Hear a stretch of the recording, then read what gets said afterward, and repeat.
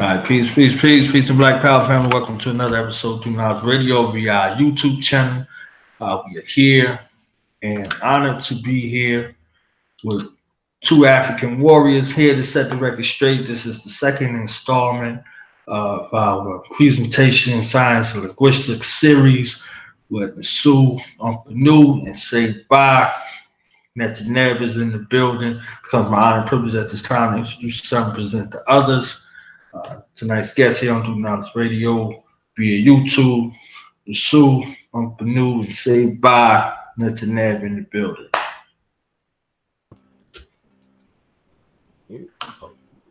Peace. Attack. Peace.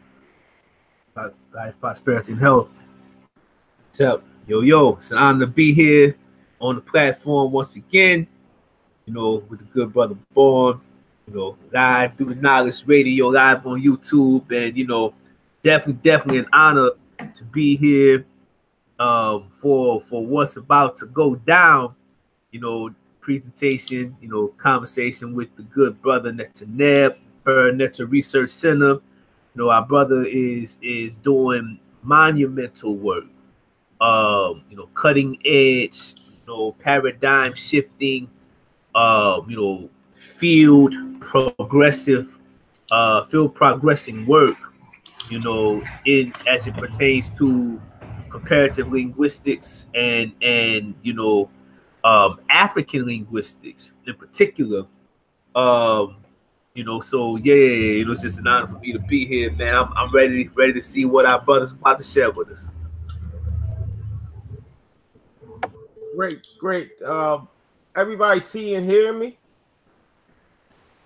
Yeah, we hear you loud and clear. Okay, I got you. Well, any questions that you wanna set the stage for what we trying to get across, or how you want it to go? Okay. Well, yeah, definitely. I can kick us off with some questions. Unless Born, you have a question that you wanna start things off with. I did, picking up from the last conversation and presentation that we had here. We were speaking about the science of linguistics and, finding the link, the African-centered link of the languages.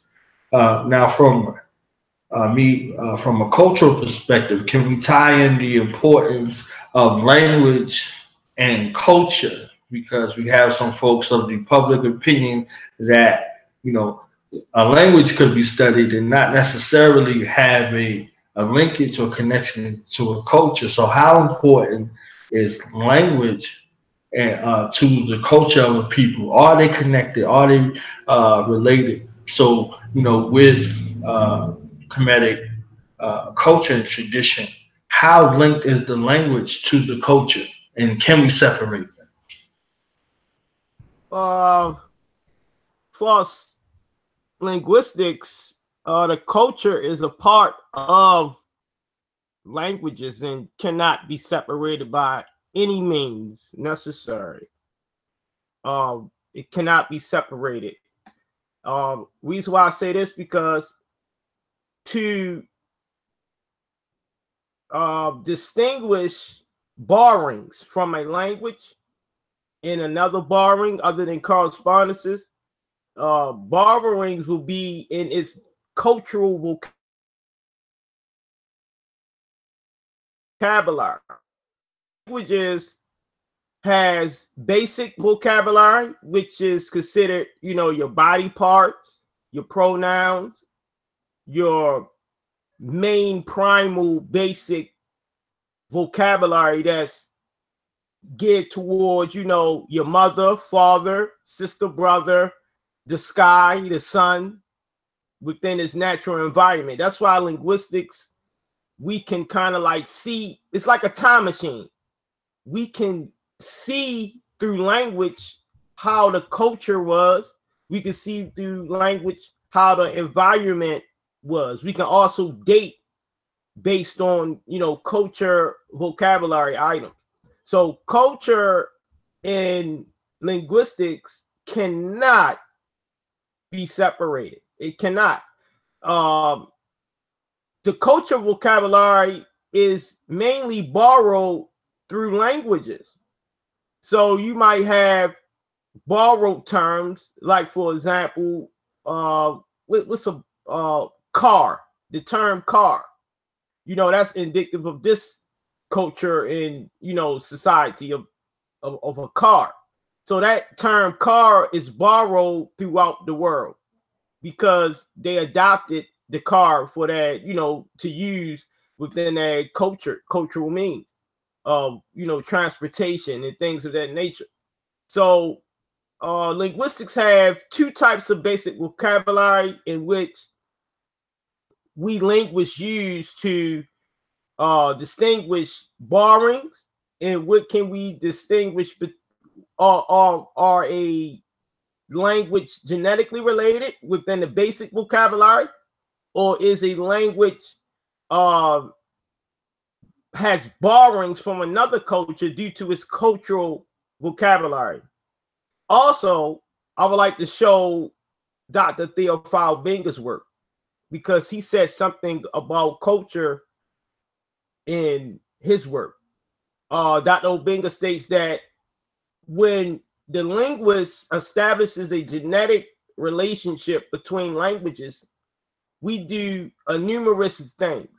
We show that the group of people are the same speakers, and we show that the culture between the two groups has a common birth or a common mother birth or whatever. So the cultural sense, once it becomes genetic related, we know that these two groups' culture is automatically related.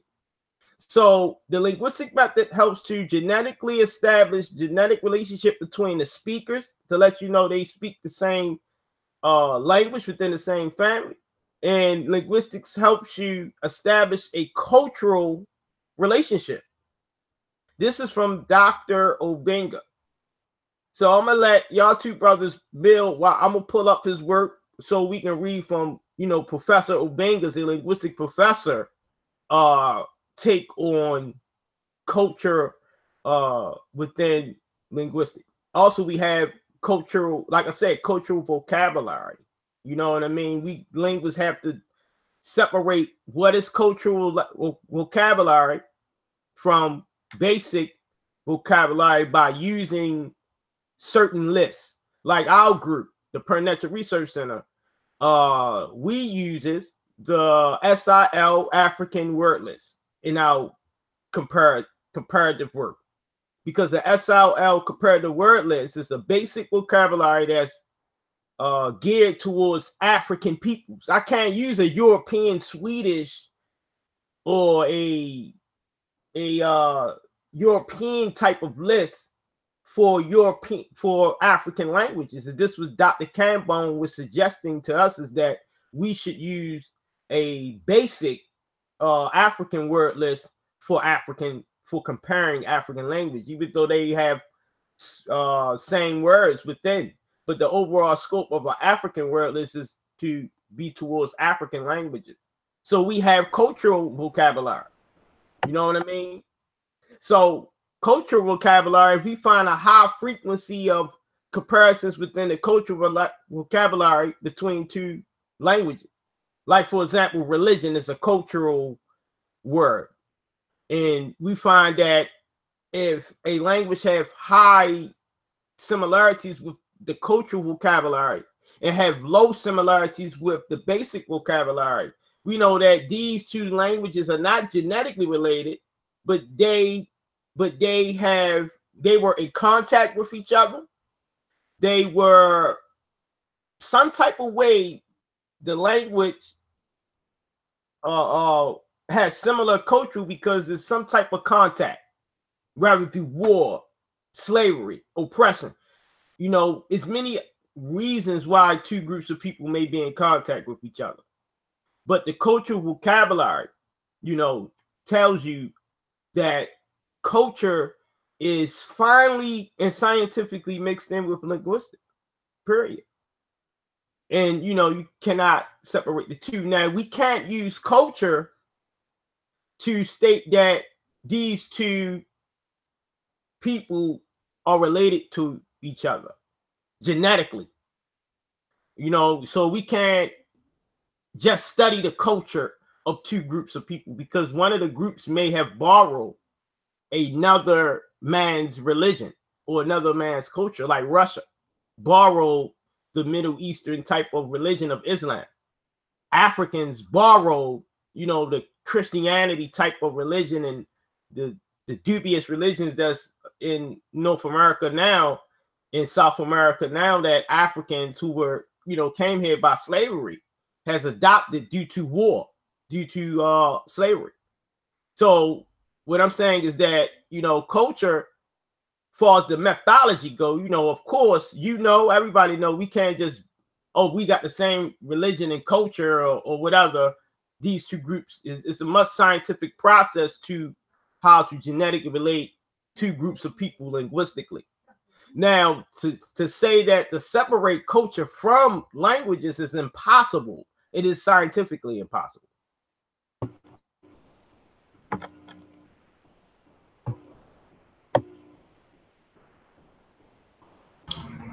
Nsw. I say, you know, not, you know, that was excellent. In terms of, you know, well, I say, to me, I think you answered your question. You know, pretty elaborate. You know,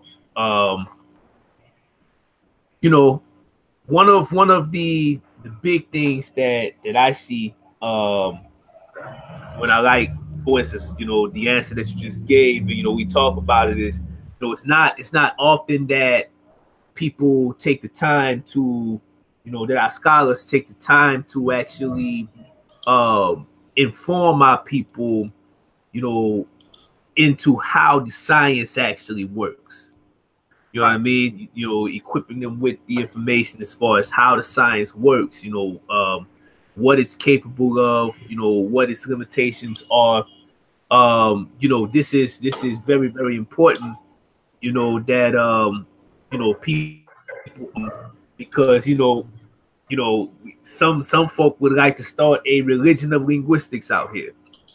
You know, they want to make linguistics God, and want to make linguistics the supreme science, you know, over all science and the ultimate authority on you know, on what something means, regardless of taking into consideration you know, history, you know, historical phases or time periods and things of that nature.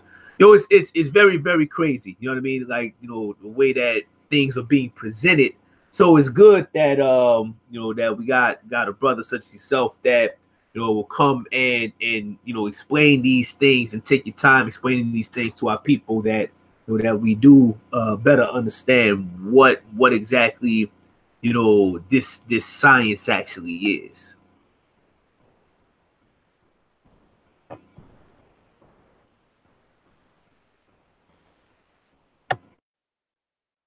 Yes, indeed, sir. I was trying to find Dr. Obingas. Well, I'm gonna give y'all the source because my internet, you know, it acts crazy when I'm trying to display any type of knowledge of self, right? My computer start acting crazy. I'm not a believer of conspiracy theory, but if I'm talking about something crazy with my homeboys in Baltimore, my computer work fine. But if I'm talking about knowledge itself, it begins to act silly. I mean, this is not sure, but well, I say the source is sufficient. You know what I mean? Because we could definitely do the knowledge. You know, that's an important thing as well. Just you know, also not only telling us or explaining to us how it works, but also, you know, giving us enough to where we can go ahead and you know, exercise some effort to do the knowledge. You know what I mean? Going on and get that information. Can you look up the genetic linguistic relationship between ancient Egypt and modern Negro African languages by Theophile Binga? Okay, so that's an article. Yes, sir. Okay. Say it for me again. So those who tuning in, me and the group here is about to look up the genetic linguistic relationship between ancient Egypt and modern Negro African languages by Theophile Obenga.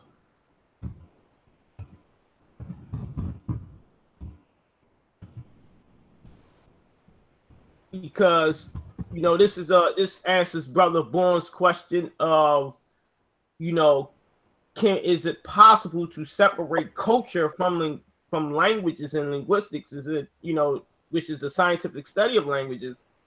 It's kind of impossible because we have culture vocabulary in our everyday environment, which we uses in our language.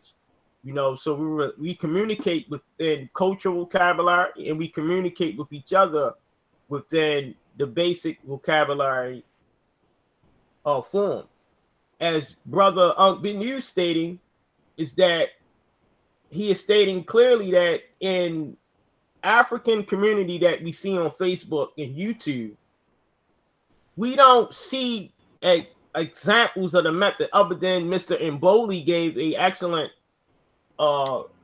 presentation of how the comparative linguistic method work. I gave a basic comparative linguistic example of how to do comparative linguistics, how to select the basic vocabulary, how to compare similarities, how to establish sound correspondence, how to reconstruct.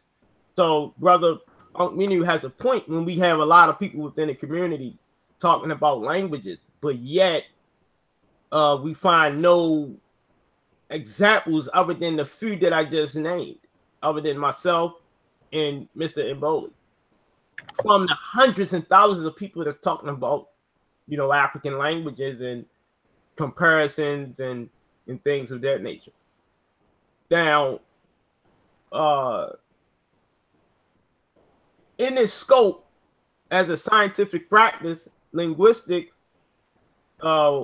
we should understand the limitation, because when you look at any textbook, linguistic textbook, like right here in my hand, this is called the Historical Linguistics and the Comparative Study of African Languages. When we look at this text, it gives the limitations of certain things that's found in linguistics. So it's impossible to look at something like linguistics and consider it, infallible or perfect. It's always debate over something when you read the complete text. When you read the whole thing, these linguistic textbooks, when you read textbooks like this, the linguistic textbook, and really dig into linguistics and work around professors and things of that nature, then we'll know that it has limitations. It has critical limitations at that, and it's always room for improvement. It's a science. It's not a religion. I don't just believe in linguistics. I don't run around talking about proto languages. You know what I mean? This language is a proto language. We know that in linguistics, proto languages are not real. So there's no point for me to talk about something that's a hypothetical reconstruction. Impossible. I live everyday life, breathing, living, feeling pain. Gotta feed my babies, gotta feed myself, gotta pay my bills. So I'm not, nothing that ain't gonna be walking around, wasting my time, on something that's fake. So we're gonna dig. Okay. Okay, go ahead, bro. Well, I got the document, so let me share my screen. Yes, sir. Perfect. And let's see.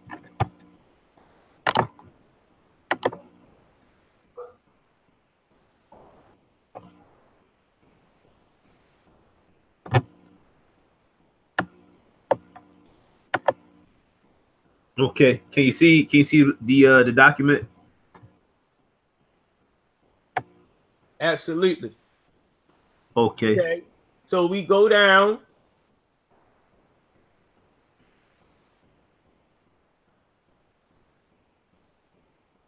Go up a little bit. Go up. Yep. Go up a little bit more.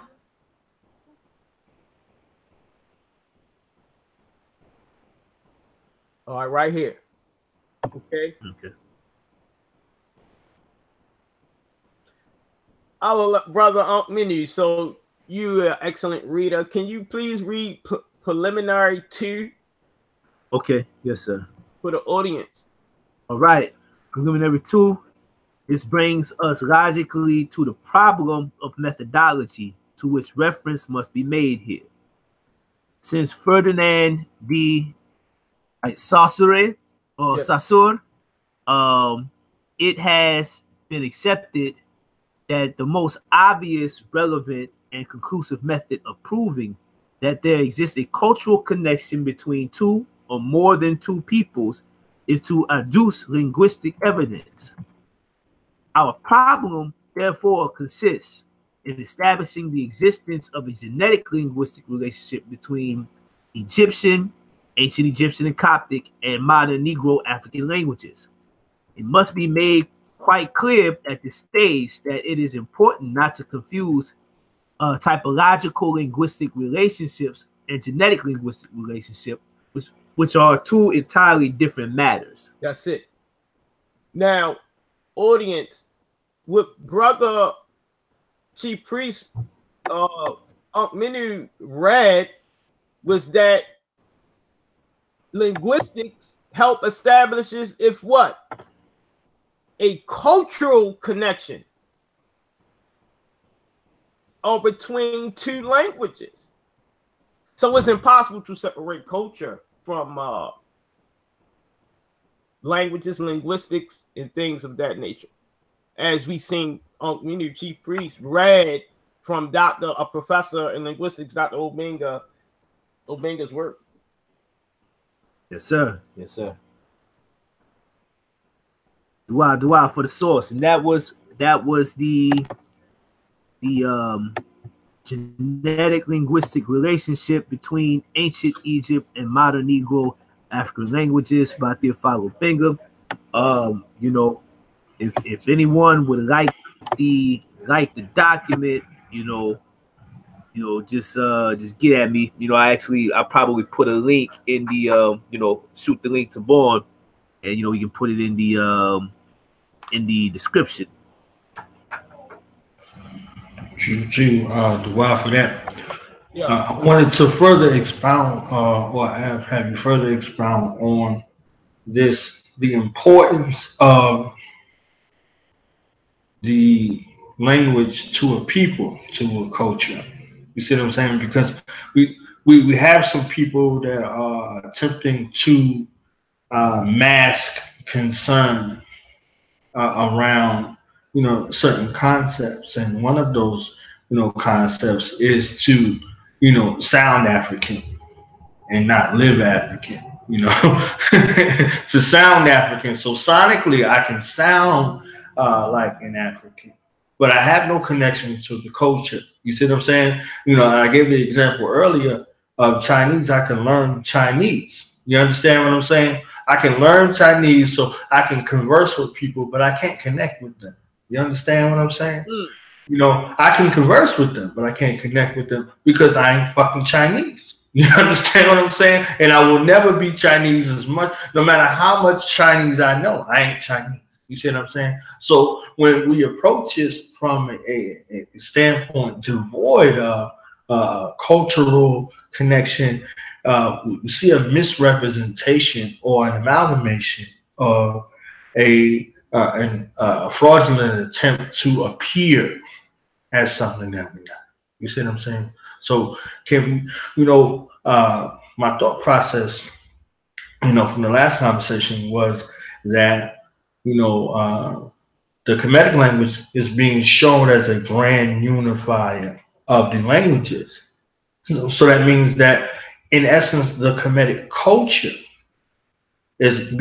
should be shown as a grand unifier in regards to African culture. So, since I got, two of the scholars on, can we take that apart? Can we look at that? Is there any validity to my audacious claim, or am I reaching? You understand what I'm saying? Am I reaching?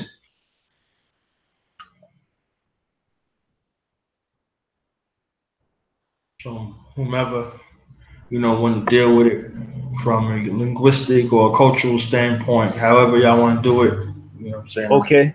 Anxiously awaiting. Yo, Netjer, you want to get at it linguistically?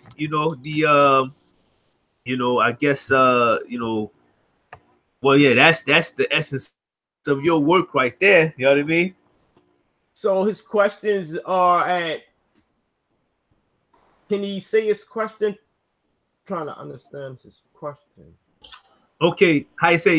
How the Netjer has been expressed as a an ancestral language to many modern African languages, and the word is grand unifier or lingua franca, or etc. so on. So the question is, in seeing the relationship between all of the different various modern African languages that we see related to Netjer, what is it that can we also by extension say that relationship is also cultural, in that the culture of ancient Kemet, or the culture of the Nile Valley, is a grand unifying culture for all African culture? Yes. Obenga just stated that with the linguistic method, he adduced the linguistic method to establish the relationship between two language groups to see if they have a genetically related culture. You know what I mean? So, yep. Okay. Yeah. I say, and that's definitely the one of the foundational premises, or that is the premise of my work as well, from the cultural tradition standpoint, in terms of comparing the cultures and traditions of the Nile Valley to various groups throughout the continent. And definitely, when we look at the oral traditions of the people, and many of them say they come from the Nile Valley. They say they come from Kemet. They come from the Sudan, and we say, okay, this is the oral tradition. Now let us look at the culture, right? Let us look at the for me, it's the cosmologies, it's the ritual motifs, it's the customs. Like, when we look at these things, do we see things that are related, or correlations? Do we see connections? Do we see correspondences between these different groups in the Nile Valley? And for me, I've been able to definitely identify those things that are common, that are shared. And definitely, when we extend it further with the linguistic studies that brothers such as Netjer, building on the work of the ancestor Sheikh Anta Diop, the great elder Theophilo Benga. Like, this is a work that that was really pushed by them to see the Nile Valley as that grand unifying ancestor, to looking at Kemet as what is needed to create an African consciousness. And what is meant by that is that, okay, if we look at it from an ethnicity or a quote unquote tribal perspective, the the African is something that is really born out of our struggle for liberation. You know what I mean? You know, in Pan-Africanism, this is something that is born out of our struggle. So an African consciousness as a social, political, economic, cultural initiative. This is something that is definitely needed to transcend beyond, let's say, okay, no, Yoruba consciousness or Igbo consciousness or Fawn Airway consciousness, Akan consciousness, Dogon consciousness, Zulu consciousness, right? So-called African American consciousness. No, what we have in Kemet is something that allows us in both language and culture to see the unification, to see the unity amongst all of the various groups, whether they're continental, diaspora, etc., so on. To see that relationship there, so that we can transcend the variations in dialect or the labels in terms of name and things of that nature. Getting into what the illustrious philosopher, Kwasi Wiredu, what he would say, the African cultural universals and particulars, and how the cultural universities or universals, pardon me, the commonalities outweigh the intricacies or the differences, and that's important. That's an important thing to focus on. So definitely, I agree with Netjer. I agree with the elder Theophilo Benga, in that there is definitely, or it can be said definitely, that in Kemet we have a grand unifier, both linguistically and culturally. Yes, the linguistic evidence shows and proves that the culture is related. Yes, sir. So your work. Also, I would like to speak on your work with oral traditions. I can bring up that source. If we all look at the symposium, I'm going off of memory, so I apologize, guys. I was so like I said, man, I wish I was an octopus, man. I had more arms, but just I would have had the source ready. But the source is the symposium of the peopling of ancient Egypt. I think it's a UNESCO. If my brother Ankh Menu is because I asked Ankh Menu for a lot of sources, because you know why I asked Ankh Menu for a lot of sources as a linguist? Because he goes to one culture to another culture and he collects data. Whether he's a linguist or not, his information is crucial to linguistics. And I say that by saying that in this book tells you that as well. This linguistic textbook here, it states the same thing, that everybody don't have to be a linguist for you to get information. And don't expect everybody to have linguistic knowledge like yourself. You got to do away with the parts that you can't use in the methodology, and you use the parts that you can use. So I asked this brother because he has experience, not just reading books, but experience within Nubia and experience within ancient Egypt for years. Since I know this brother, the brother been traveling back and forth from culture to culture. So he might know something that I have not read or I do not know. Get what I mean? So this brother becomes more important than a damn book. His life and experiences is way more important, and it can help the linguistic science. Straight up. Now,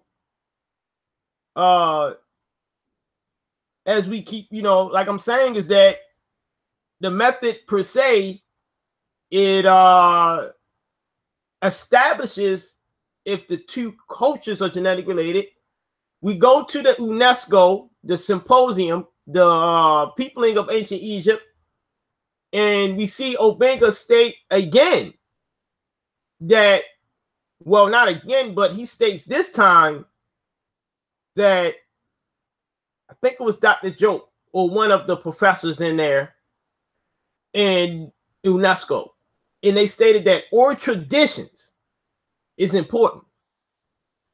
The culture of the oral traditions, for example, Bamileke, language of Bamileke. I compared Bamileke, and not only do the oral traditions state that the Bamileke derived from Upper Egypt, my source is Tavak or Tarak. One of those names is the name of the source of what I'm saying is that according to his work, his research, that the Bamileke or tradition stated that they came from Upper Kemet. And then once we do a genetic relationship, I've seen words that's genetically related. Even Obenga put the phylum that they are supposed to be in what Obenga calls Negro Egyptian family, the Negro Egyptian language family. That's Obenga's. So Obenga put that branch within the Negro Egyptian language family. Okay, we go to the words. The words have a genetic relationship because of the sound correspondences, and not only that, that Bamileke in that oral tradition state that they derive from Upper Egypt. Yes, that's not twisted. Just because a culture say they derive from ancient Egypt doesn't mean they derive from ancient Egypt. That's why we do the scientific linguistic analysis. But in the symposium of UNESCO, it was permitted for scholars to master oral traditions, cultural aspects of Africa, African traditions, linguistics, and it was, I think, 2 more. I wish we can go over that because that will show what Uncle Menu saying is absolutely accurate, is that the oral traditions, we should not shun them completely. We should not listen to them completely either, just deal with them per se. But we should invite the oral traditions within our inventory of gaining more information about a people. So we should not erase no oral traditions. Oral traditions is part of the language. It's part of it. Wow.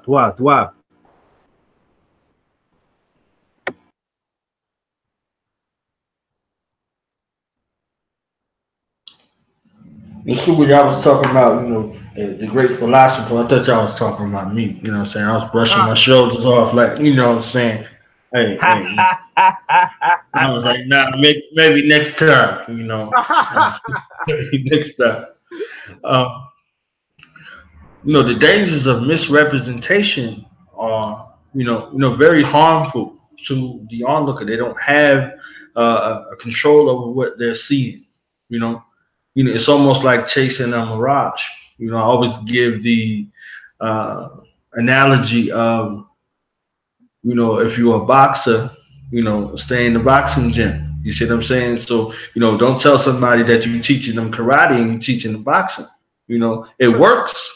It works until they meet somebody that know karate and then they realize, what I'm saying, they don't have those skills. You see, so many of people have been able to mask these things for a while, until especially with the Nile Valley. Many of people have been able to present themselves as authority figures, and many of people have been misinformed, based off of these people presenting themselves as people of authoritative means to speak on Nile Valley and Nile Valley culturalism through reductionist means.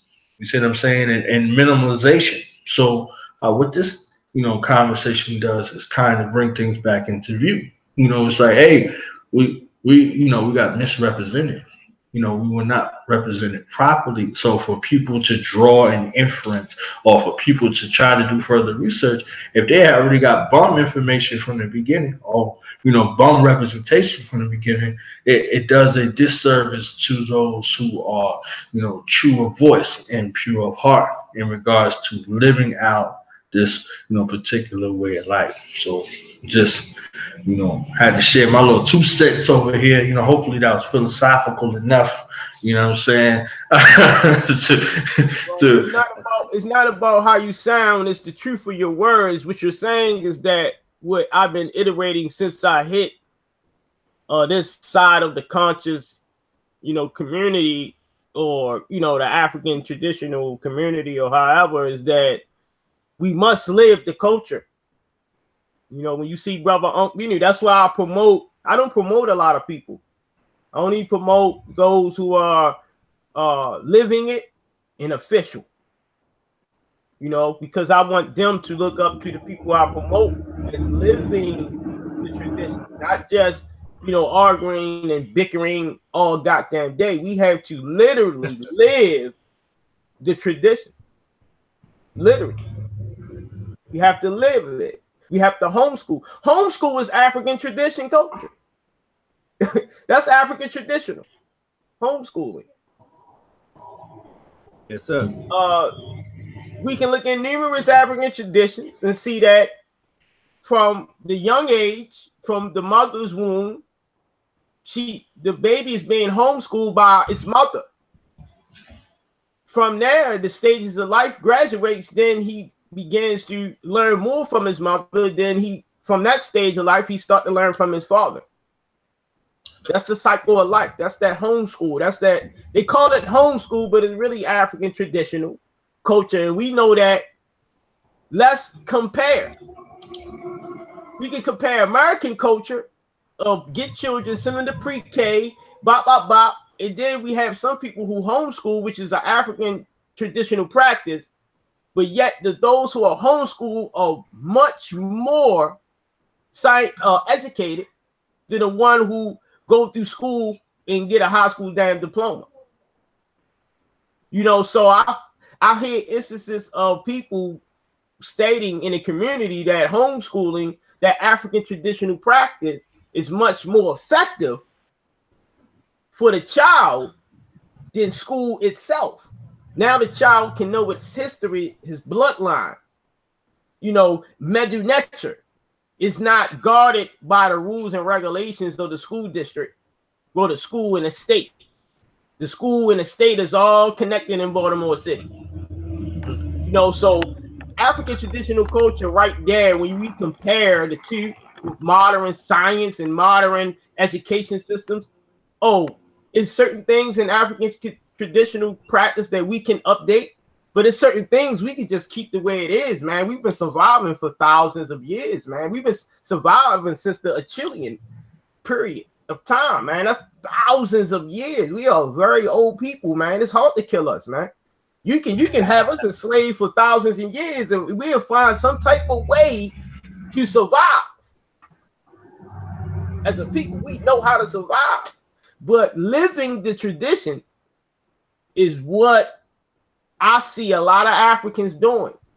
A lot of Africans around me, like Nsw Benu, Dr. Riketti Amin, Bonachi Montgomery, Dr. Cambo, Dr. Nazir Sati, my brother born here.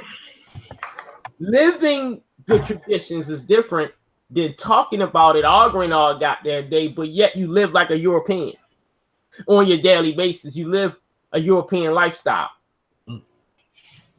You know what I mean? So, the brother born hit, that's a point that I was indicating with my community work, that we must teach the community the basis fundamentals of African traditional culture. And that comes from being an initiate yourself. That comes from going to these cultures, seeing how they run their land. It's not just saying, I go to Kemet in Nubia to brag on a Facebook.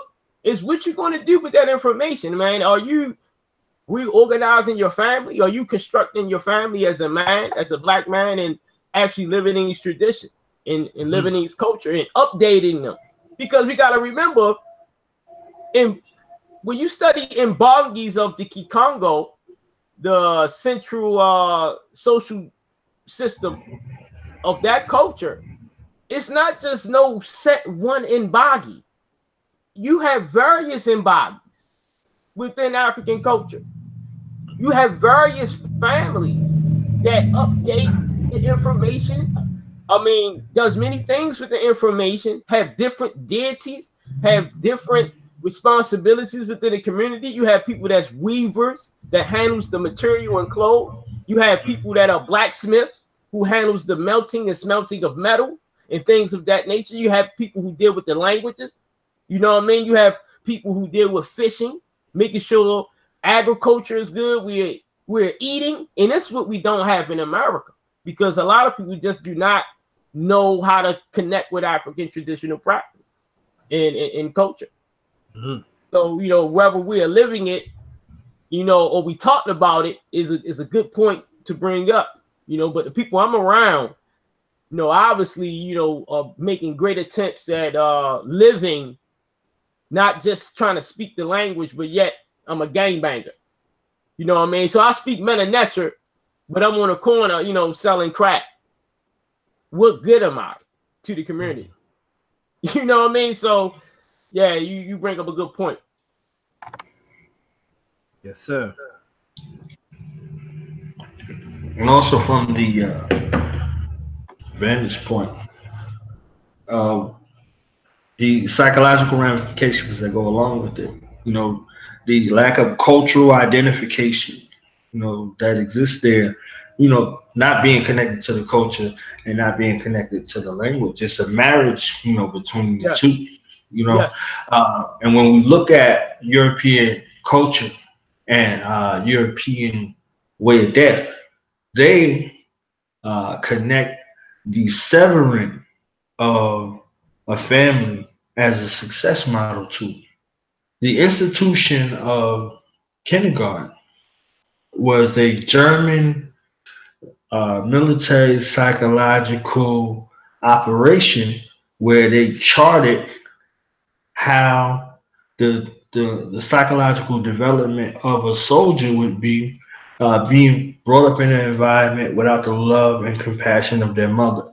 So kindergarten, at the most critical age of a child's development, their developmental psychology of the bond between mother and child was broken, and they called it kindergarten. So if you hear kindergarten, that's a German word. You know, that's a German word that, you know, is a place to grow children. So you're going to grow them in a way militaristically to where they will have an oath and allegiance to the National Socialist ideology. You see what I'm saying? So how does that translate into, you know, the American mind state? It's the same mind state. So the bond breaking process, the severing of the ties, you know, between mother and child happens through this education system. This is how you can have, you know, children going to school and coming home and, and arguing with you about some shit that the teacher told them. You see what I'm saying? So it's a breaking process to show this allegiance to, you know, opposition to our opposition, and to, you know, we're making enemies out of our children by sending them to the education system of our enemy. What else are they supposed to be?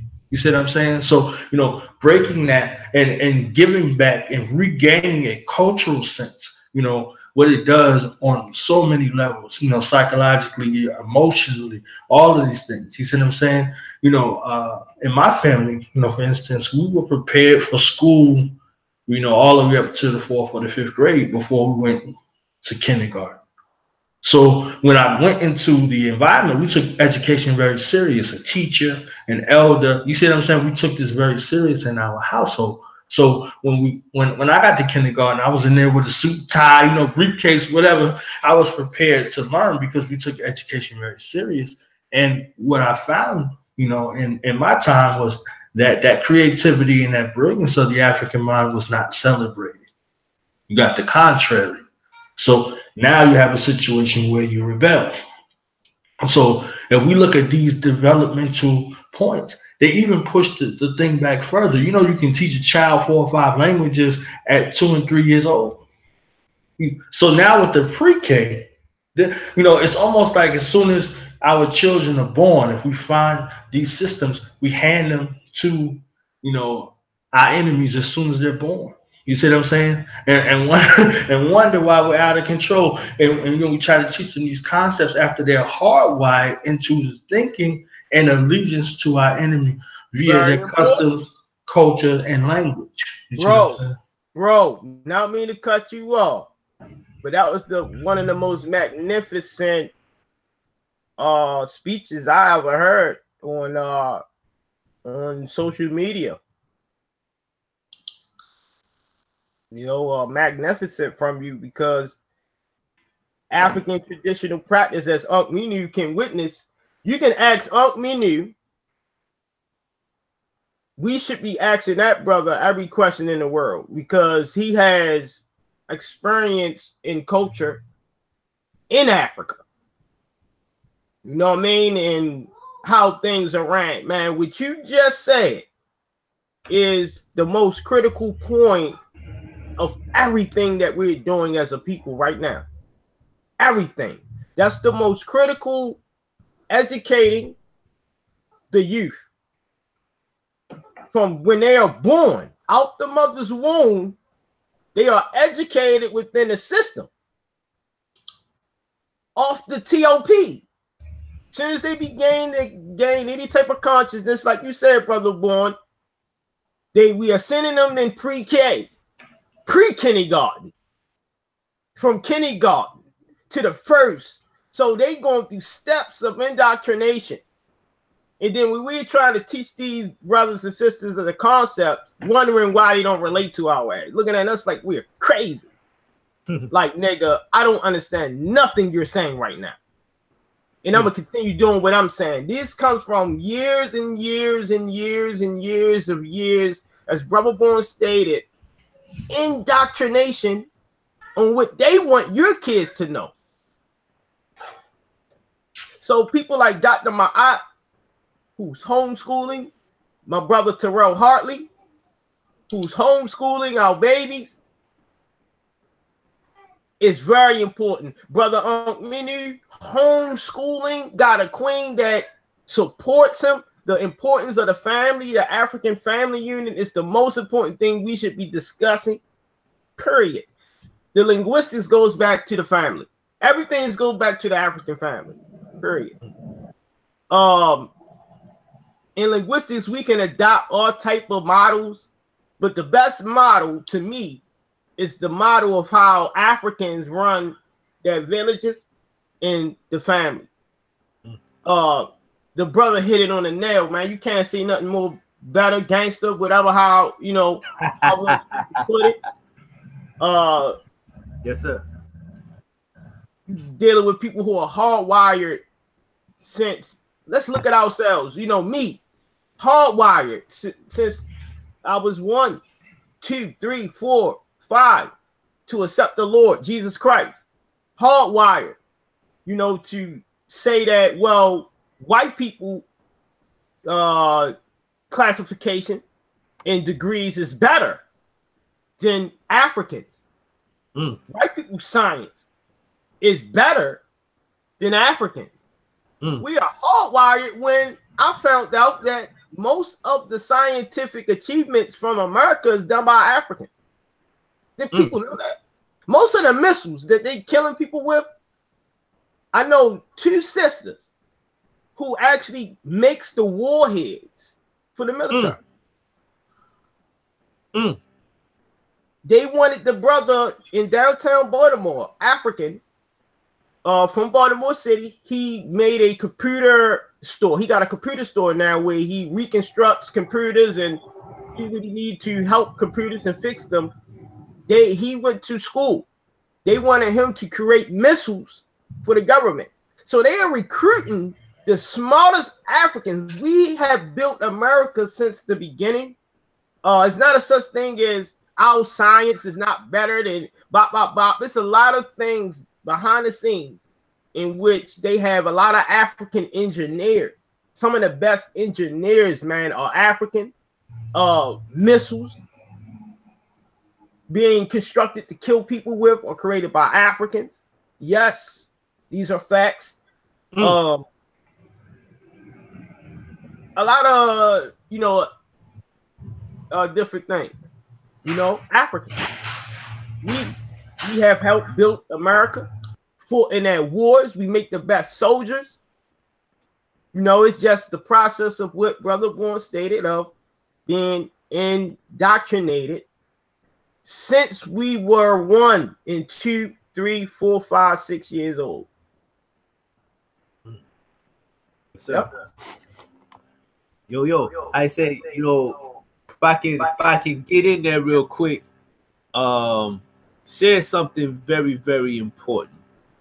And you know, I say if we could before you know time gets away from us, you know, definitely want you to share some of your work, you know, things that you're working on right now, you know, linguistics, you know, you got some things being reviewed by the African Linguistic Journal or Ghana Linguistic Journal.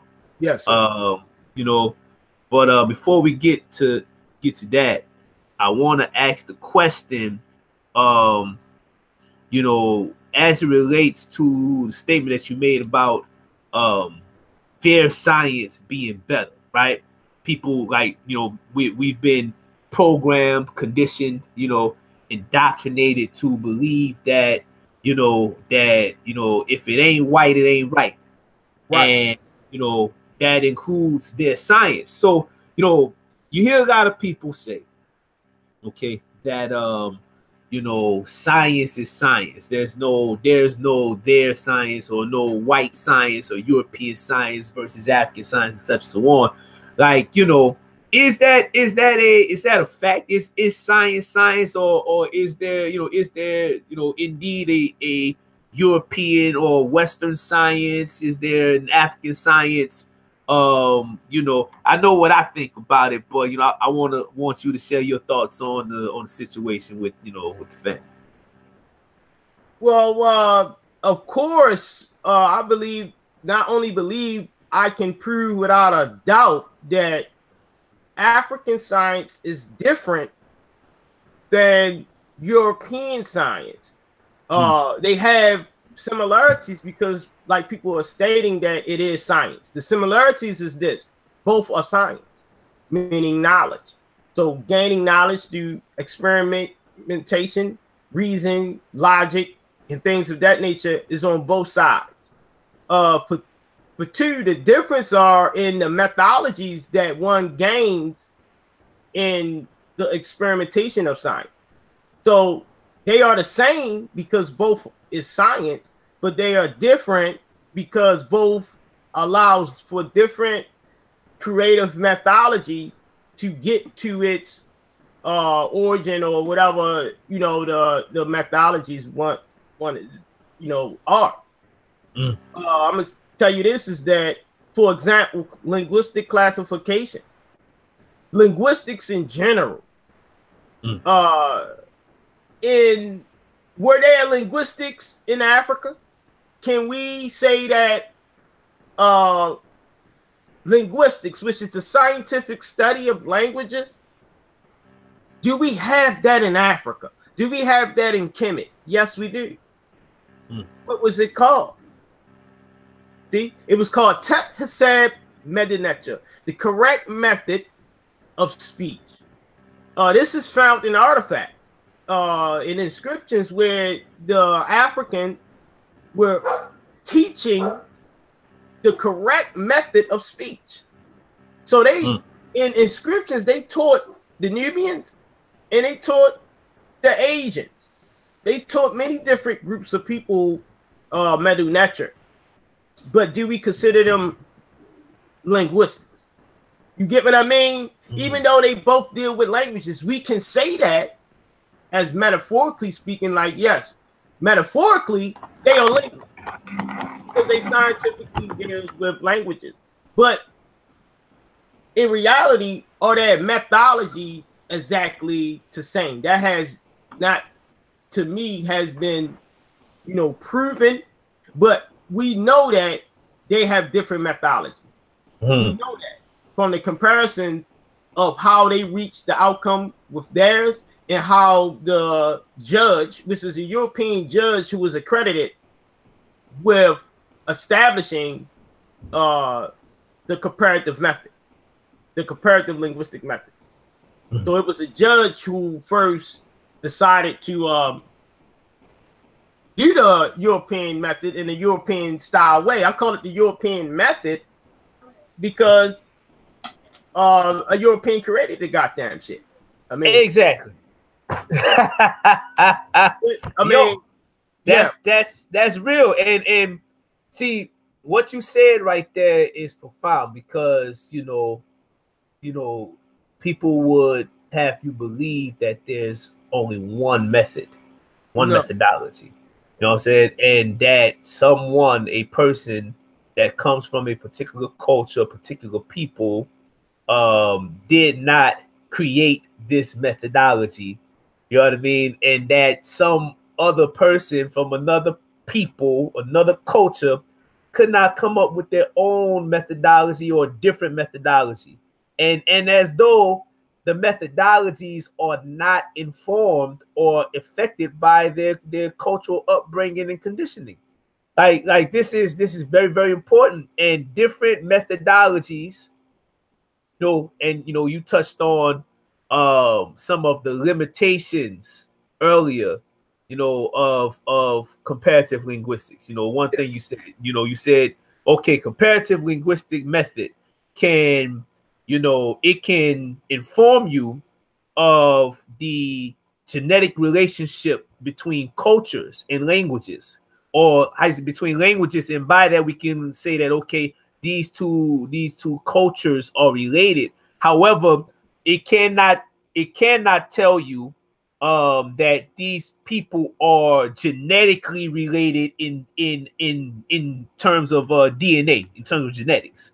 right. So that's a limitation to the method. You know, certain methodologies will lead you to certain outcomes, you know, and they, you know, based on those limitations and whatnot. So other methodologies can lead you to, you know, could potentially lead you to outcomes, to information or knowledge that another method is limited in scope to actually acquiring.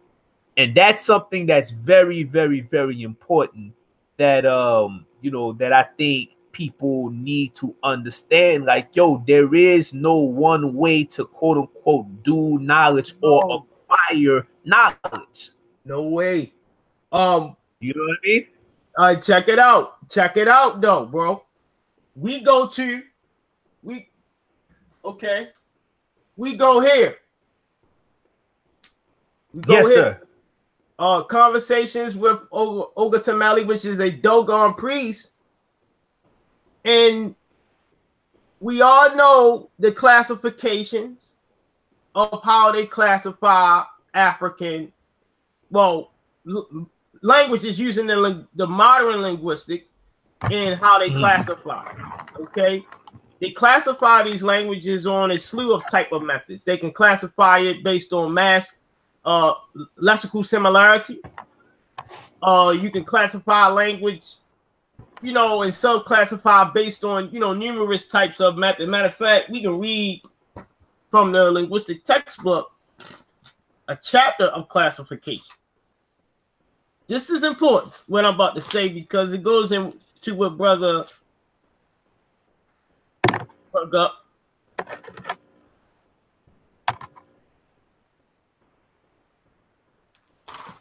Right. All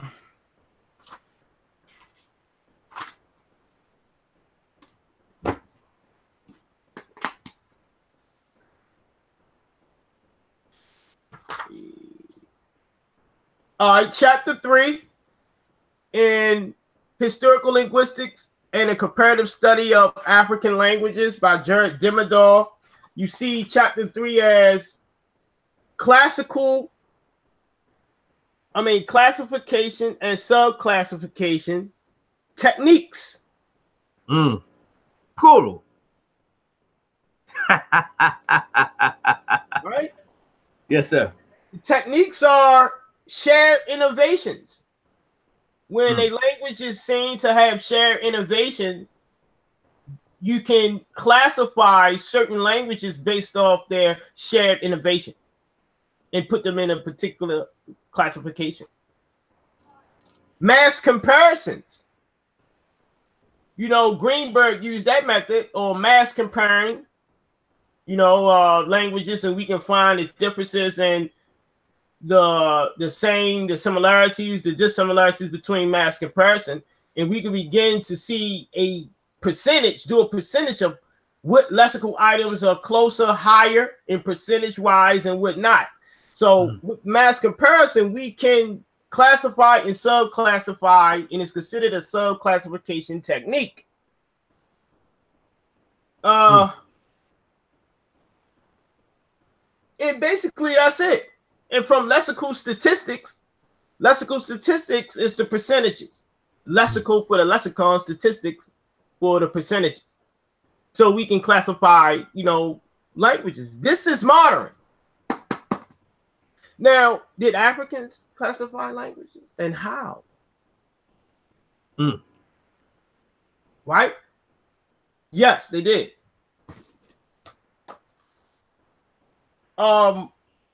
With Graeli's field research work, he noticed that the Dogon, let's see,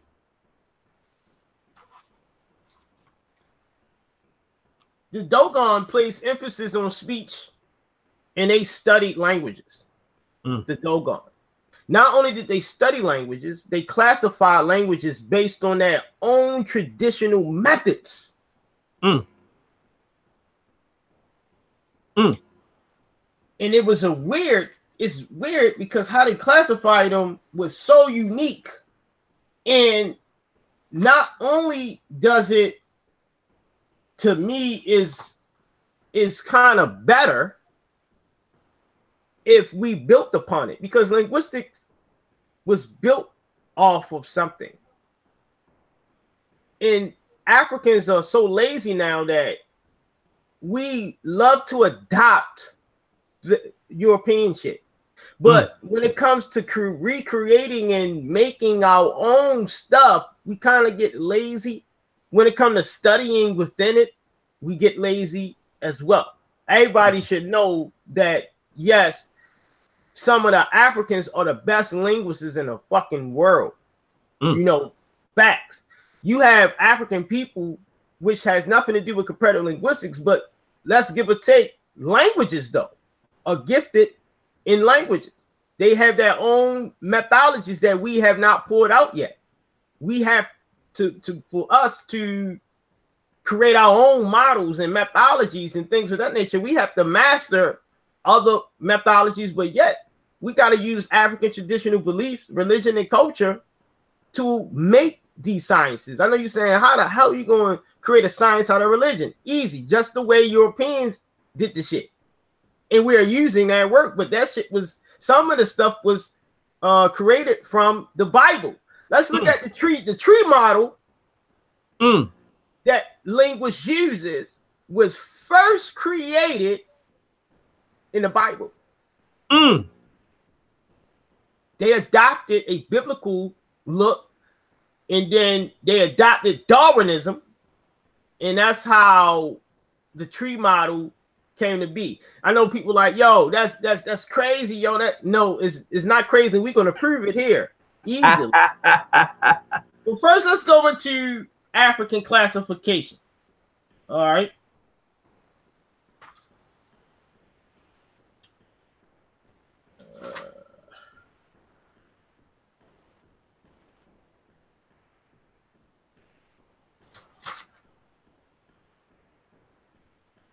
Okay, wait till y'all see this. Y'all gonna be like, wow, you know. You still on that?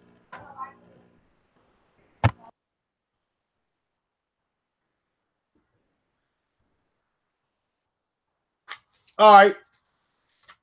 The Dogon established language families by using drums.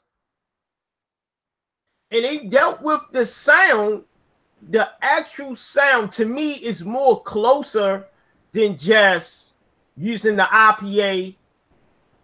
We comparing the IPA, we hearing how to sound, and you know, we are working with pre-recorded sound and things of that nature. We record what we hear, things we study from the books.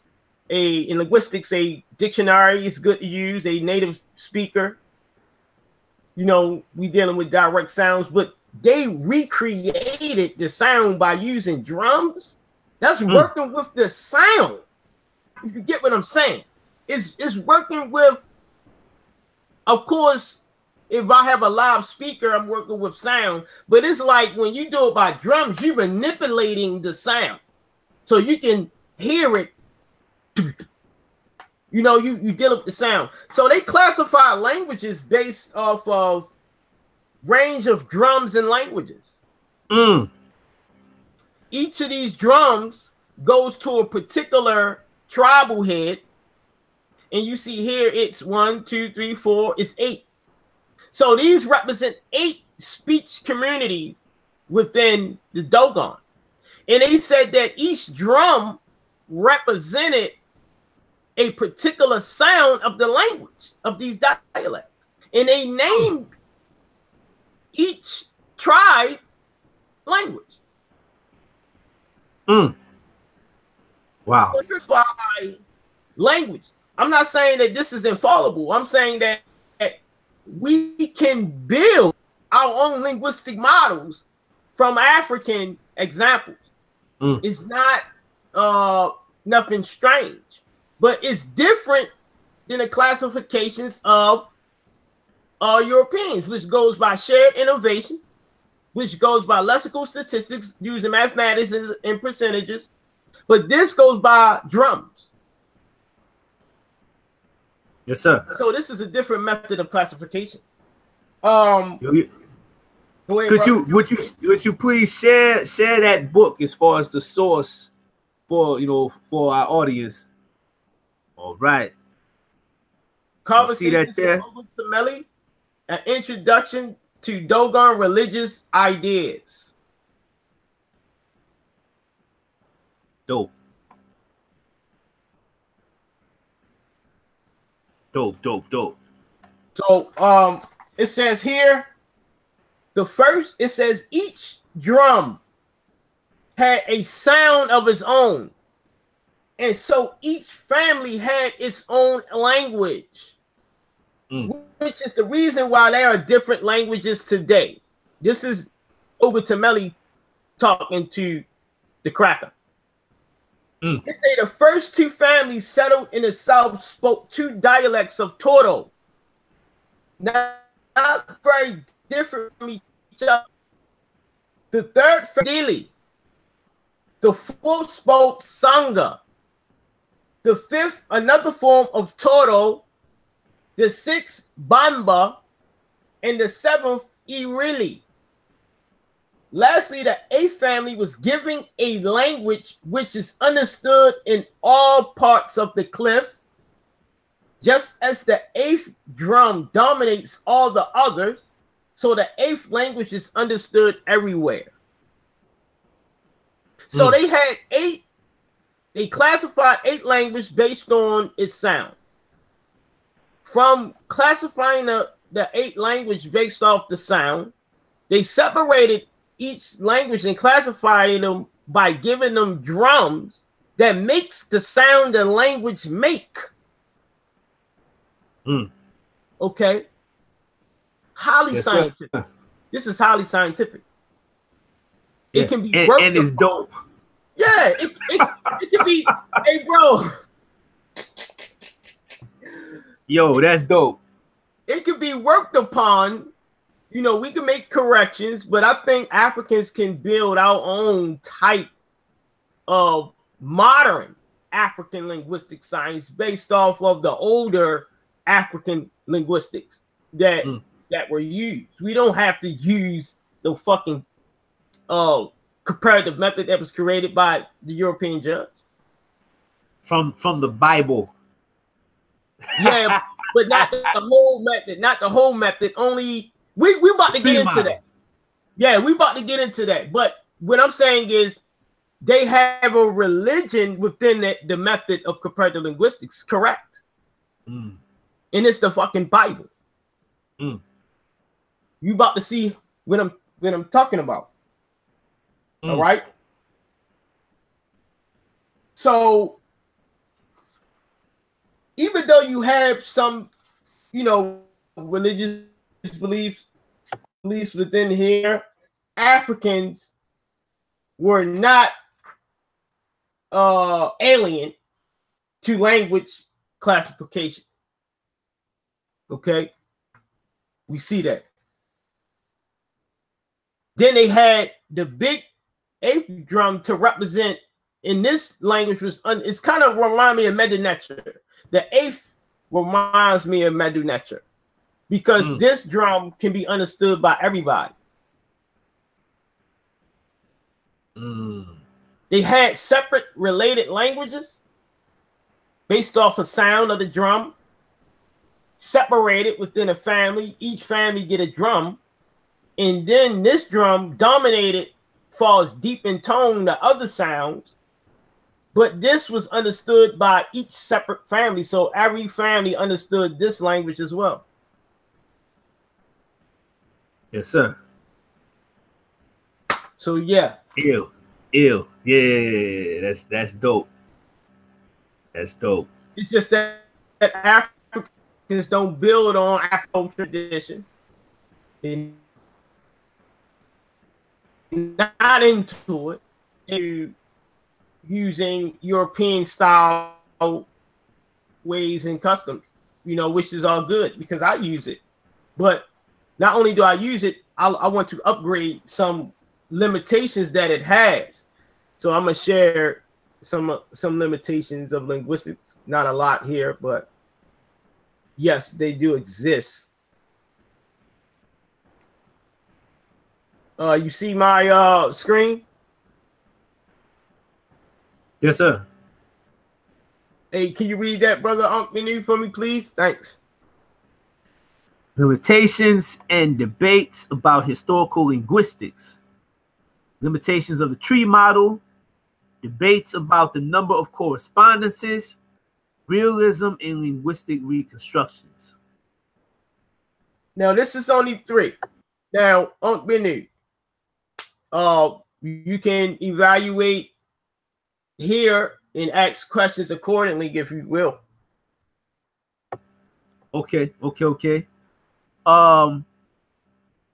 Let's start with the limitations of the tree model. What's up with that? Oh, tree model. Limitations of the tree model. All right. What is the tree model? What's the tree model? What is the importance of a tree model? You know what I mean? Why do we use the tree model? Who made it up? What is the purpose of a tree model? I know everybody's seen how they construct language trees. Everybody should see. I'm gonna give an example real quick. All right, let me share my screen. All right.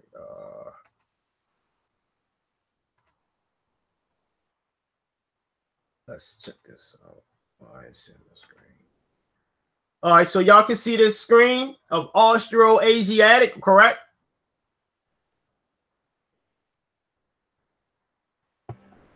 Yes, sir. As you see tree model, correct, brother? Do y'all see that? You see tree model. You see similar to genetics, a tree model, which you see the Austroasiatic 6,300 BC, it diverges into separate other languages by divergence and evolution. This is why they adopted the tree model. They use this model as a basis of how languages diverge from a common parent. So this distributes as the mother, the sister, you know, sister language, daughter languages. I know y'all heard of that type of structure in linguistics, the proto-parent language. This is where the parent comes from. This is where these things derive from. All right.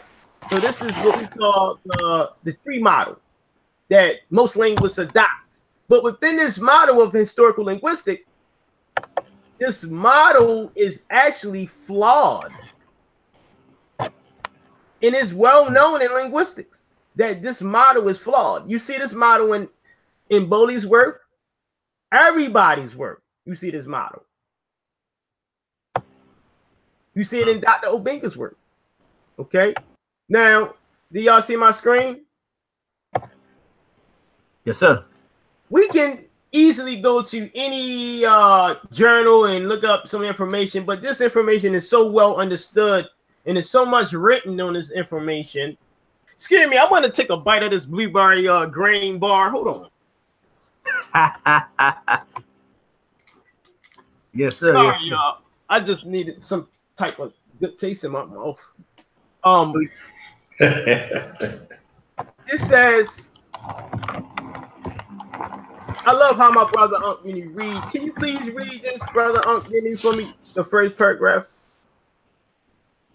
In historical linguistics, the tree model also, what's that say? Stem and bomb? Yes.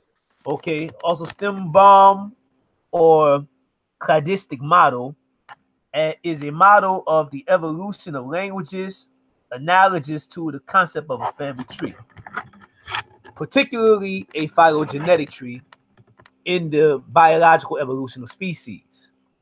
As with species, each language is assumed to have evolved from a single parent or mother language, with languages that share a common ancestor belonging to the same language family. Okay. Go into it a little bit more, bro. Okay.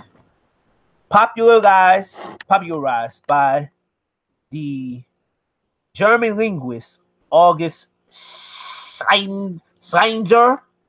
Schlesinger. Okay. Yeah.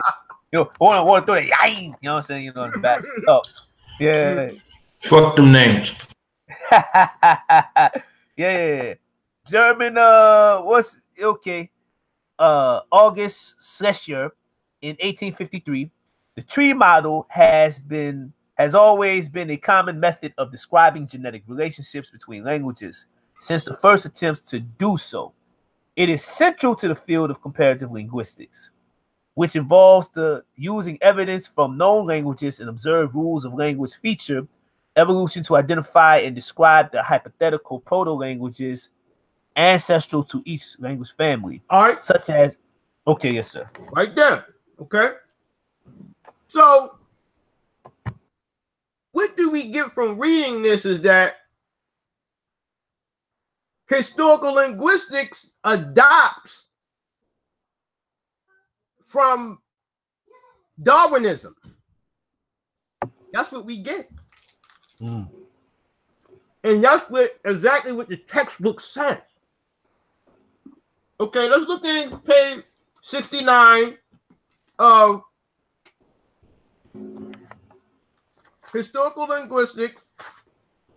It states here that as we shall see later, this is Demidal, Professor Demidal, page 69, chapter 3, classification and subclassification technique, historical linguistics and the comparative study of African languages. As we shall see later, the family tree as a metaphorical representation of genetic relationship within a comparative method has been criticized on a number of counts. So this tree model has been criticized by linguists. I mean, throughout the years, man, we can find information anywhere demolishing the tree model, because the tree model has limitations in data collecting converged languages. It only can data collect languages that diverge from the proto-languages, but that's not how species only evolve, and that's not how language only evolve. Language can evolve by having come in contact with other languages and forming what we call mixture type of languages, which is languages that converge, which have different types of parents. So tree model does not record that and cannot, it's limited there. Okay. It said, indeed, I'm reading from the textbook.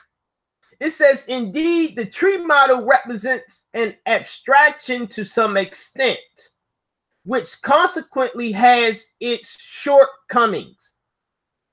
As a model, it basically represents historical divergence as a result of innovations, whether shared or not. But we know that apart from divergence, there is convergence between languages. Genetically related as well as unrelated languages may also copy features from each other. As a second point of criticism of the comparative method concerns the fact that we normally are not able to reconstruct internal dialectical variation for proto-languages. But I disagree with that, what Demodar said, the second one. But the first, as we focus on the first, we know that the tree model from the textbook is limited from stating that it only can handle diverged languages. But there are many different ways languages can, come about, whether they're genetic related or not. So this has its limitations itself. So as we scroll down the tree model, we see the history of the model. Can you please read that, brother Menu? Because I love your voice. Augustine of Hippo supposed that each of the descendants of Noah founded a nation, that each nation was given its own language. Assyrian for Ashur, Hebrew for Heber, and so on. In all, he identified 72 nations, tribal founders, and languages. The confusion and dispersion occurred in the time of Peleg, son of Heber, son of Shem, son of Noah. Augustine then makes a hypothesis, not unlike those of later historical linguists, that the family of Heber preserved that language, not unreasonably believed to have been the common language of the race, thenceforth named Hebrew. Most of the 72 languages, however, date to many generations after Heber. St. Augustine solved this first problem by supposing that Heber, who lived 430 years, was still alive when God assigned the 72. Keep going? Keep going. Okay. Ursprach, the language of paradise. St. Augustine's St. Augustine, right? Mm-hmm. Hypothesis. Where'd it go?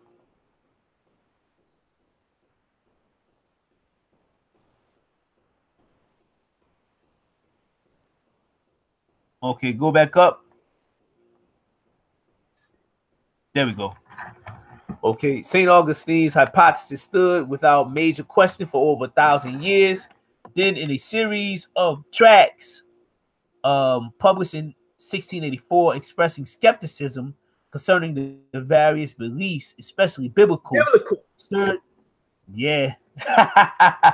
Sir Thomas Brown wrote, though the earth were widely people before the flood, yet whether after a large dispersion and the space of 1,600 years, men maintain so uniform a language in all parts may very well be doubted. By then, the discovery of the New World and exploration of the Far East had brought knowledge of numbers of new languages far beyond the 72 calculated by St. Augustine. Citing the Native American languages, Brown suggests the confusion of tongues that first fell upon those present in Sinai at the work of these niggas are talking about Bible shit.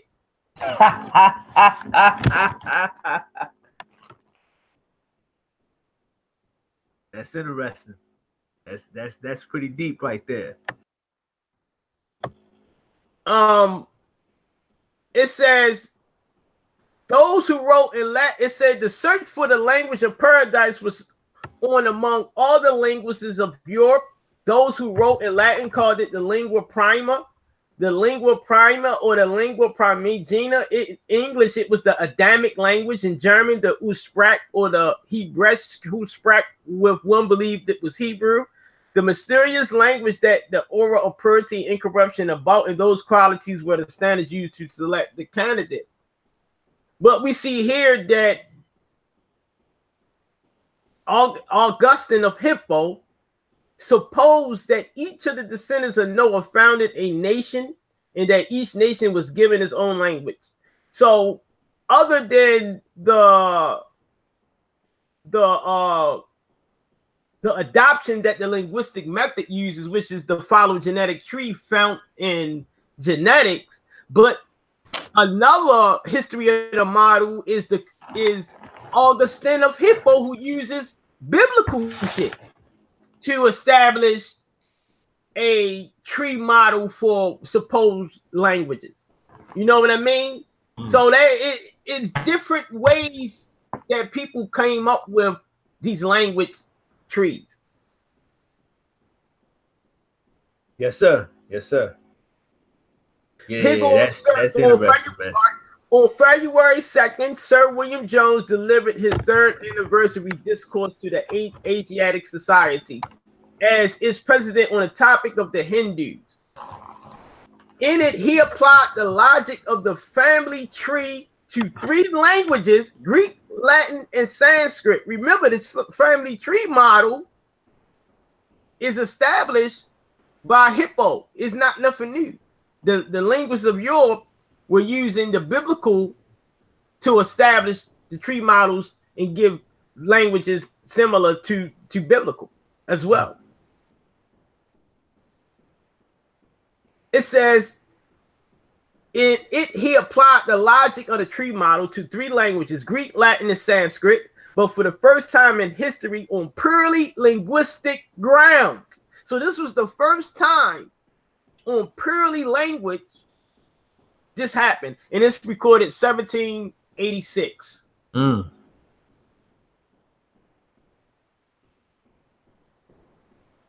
Yes, sir. Yes, sir. So I say this is similar.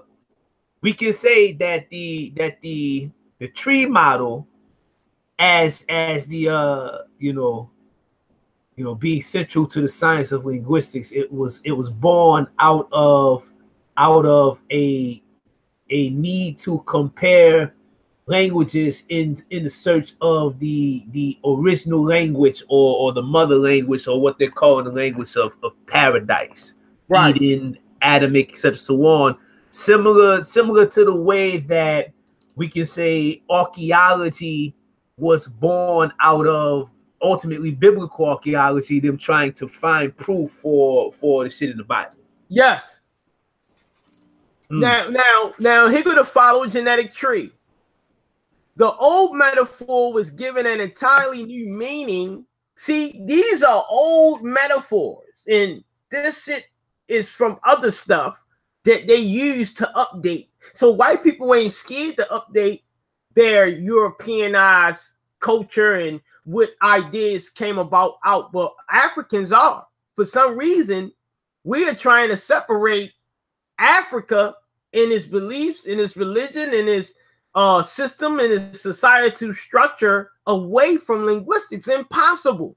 You have to use something within your society, your community, to develop something new or develop something of your own to deal with languages.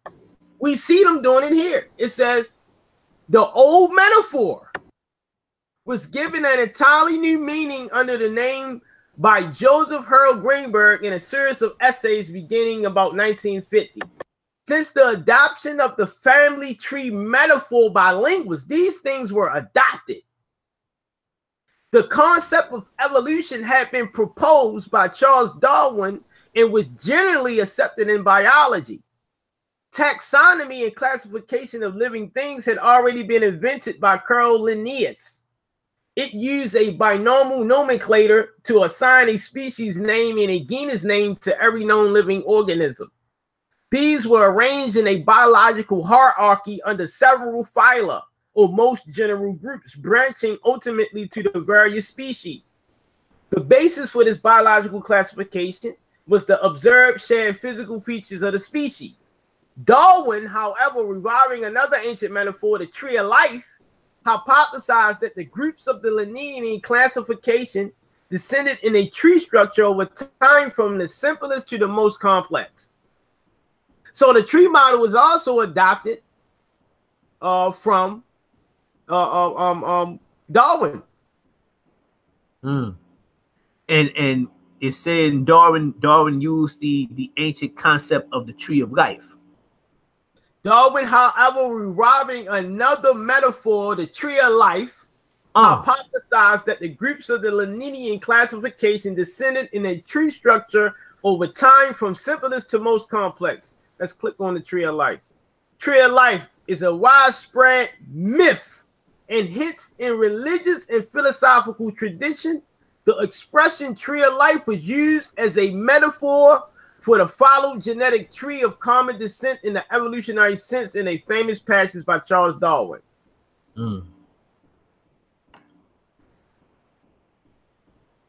I say you getting biblical with this. I mean, these are facts. You know, the history of, as linguists, we must study the history of all these things. You know, the tree model, of the limitations of this, of that, or whatever we are studying. You know, it says history of the model. It gives the model as a biblical history on Wikipedia of the model. And if someone would say, well, you're looking at, you know, everybody always say you're looking at Wikipedia, but they ignore the sources that's at the bottom for some reason. But let's say we throw that away, still it's adopted from Darwin too. Yes, sir. It's adopted from Darwinism. Charles Darwin. Yeah. Yo, this is very important in terms of, you know, one of the current discourses and debates that's going on right now, you know, on social media as it pertains to, you know, science versus religion or science versus spirituality, etc. So on. Here, you know, if I'm understanding this correctly, this is an example of science being informed, being assisted, and in fact actually borrowing certain models and methodologies from the world of religion and spirituality to assist them in their scientific method. Am I correct in understanding this? Yes, the history as it goes here, the history of the model is here, and it says it goes back to Augustine of Hippo. Here go the picture: Shem, Elam, Asherah, Arphaxad, Lud, Adam. This is a type of tree model.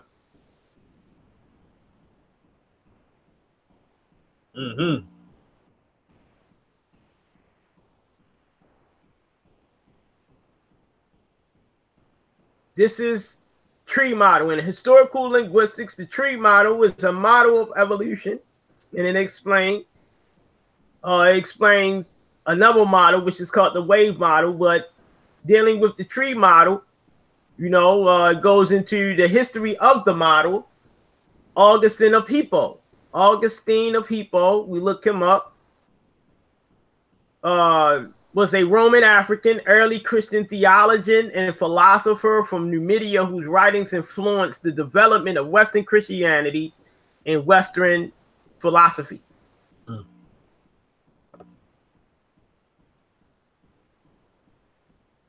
So yes, sir. Yes, sir. And we can throw linguistics in there. You know, from the history of the tree model, the first, well, they traced it back to here. This is where they began at. Yes, sir. Yes, sir. Yes, sir.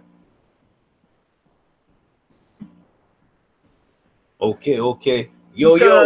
Because by then, discovery of the New World and explanation of the Far East had brought knowledge of numbers of new languages far beyond the 72 calculated by St. Augustine. Citing the Native American language, Brown suggests the confusion of tongues at first fell only upon those present in Sinai. This is all biblical, you know, biblical stuff. Charles Darwin, also Darwinism, evolution. The tree model only the limitations of the tree model, as I read from the textbook. Hold on. Here's another. No, this is a article, the Rootleg Handbook of Historical Linguistics by Klein, Baldwin, and Bethel Evans on the diversification of languages, and it speaks about the tree model here. So let's hear what, you know, a linguist says about it as well, not just, you know, the sources that I have read on Wikipedia. I use Wikipedia because it's easy. You know, it's not nothing new in linguistics.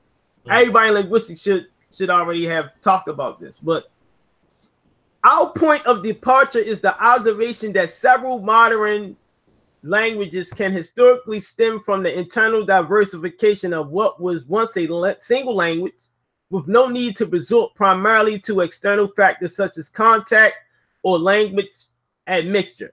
So I'm going to continue to read down on the tree model. It says, the comparative method has tended to be closely associated with a particular model of diversification, the stam boom, or the family tree.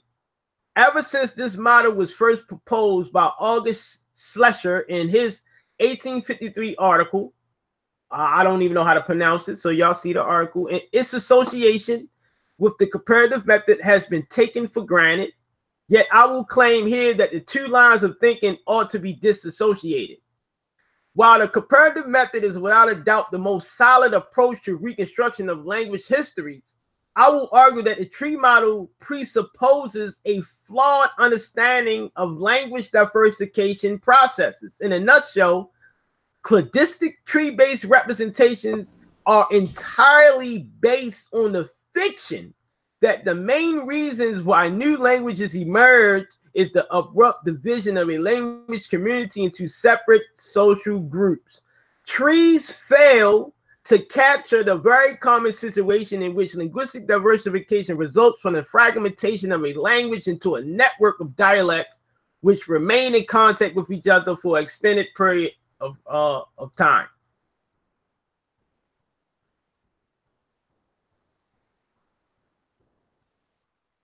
It says, all right, we can read, keep going. With section 3, we'll examine the processes that underlie the genealogical relations between languages and explain why the tree model is most often unsuited for representing them. So it is well known that the tree model that linguists use has limitations. And in this, I just spoke about the limitations of the some of the limitations of the model and how he's saying it's unsuited and that is entirely based off of fiction. You know what I mean? Like, what the hell? Yeah, that's deep. That's deep.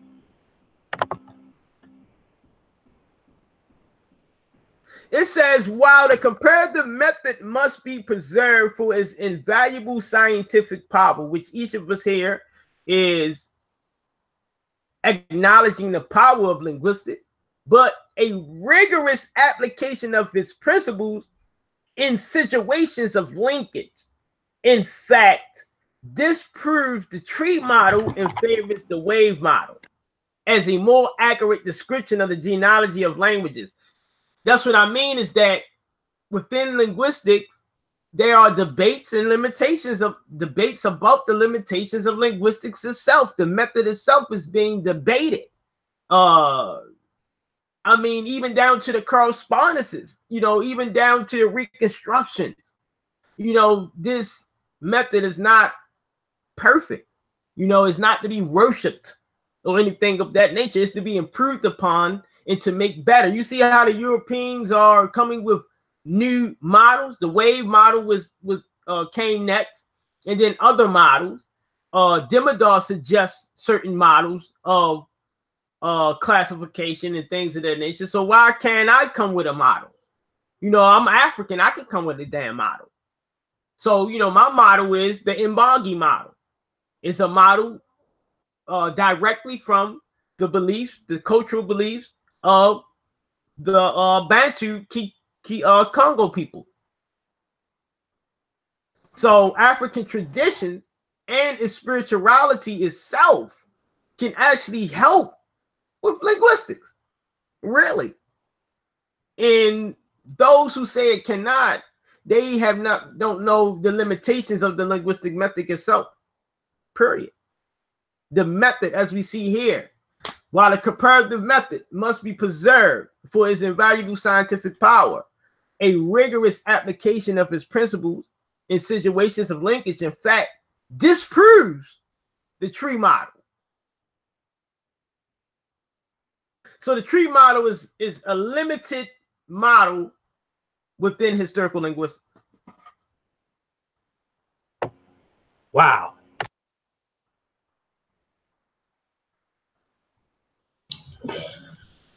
If I can add something to that, look at what's being conveyed and look at the preservation of what's being presented. It's telling you that it's wrong. Right. But because we came up with the shit, we're going to preserve it. You understand what I'm saying? We're going to preserve it. You know, so if you look at that and compare it to all of the realms of the sciences, that's why they teach you everything separate. If you look at the realms of psychology, if you look at the Freudian model, you see what I'm saying? They said that shit was crazy. It was outlandish. And, you know, had to develop, you know, so many psychological models or whatever, you know, throughout, you know, the time span, but they still teach you the model.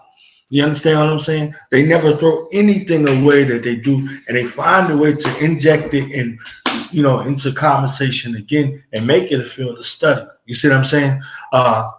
One of the most crazy things that we do is we send our children to school and, you know, give away our intellectual property for grades.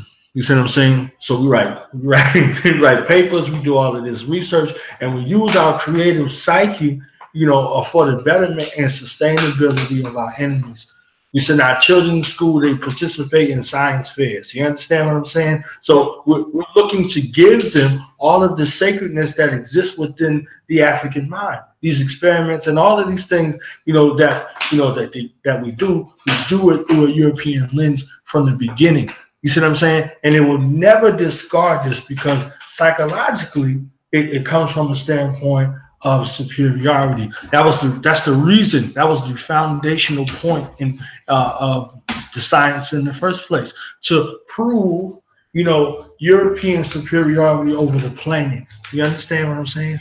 So every field of study that has come from that was based off of seeking to prove either, you know, genetically, emotionally, psychologically superior to the planet.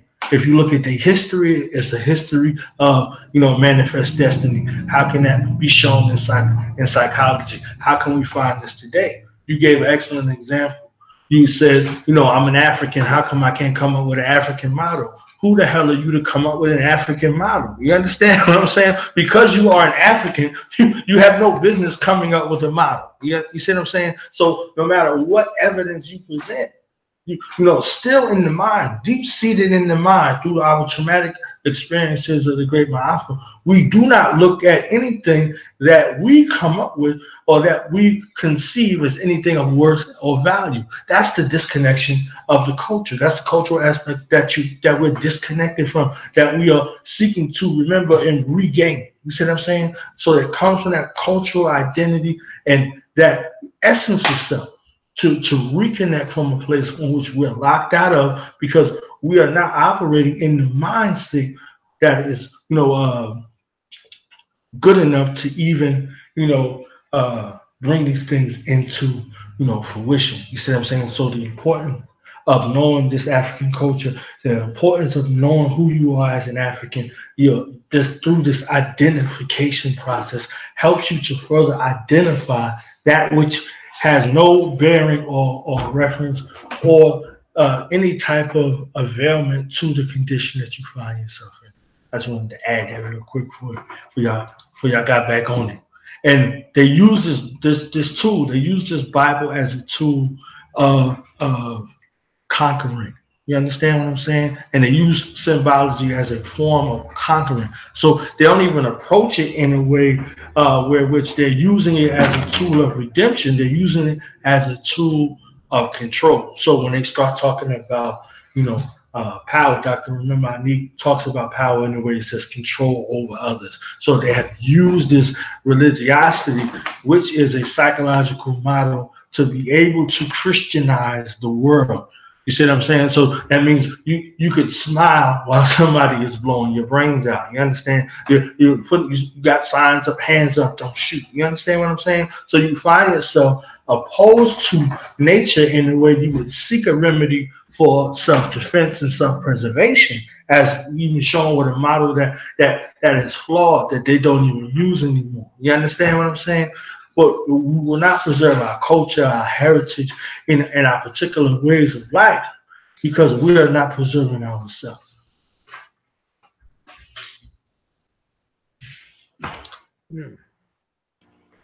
Yes, sir. Yes, sir. Yo. Hey, what we looking like on time, boy? Well, we good to go if you got some more time to devote. If not, we can set up, for the next broadcast. How you looking, Netjer, on time?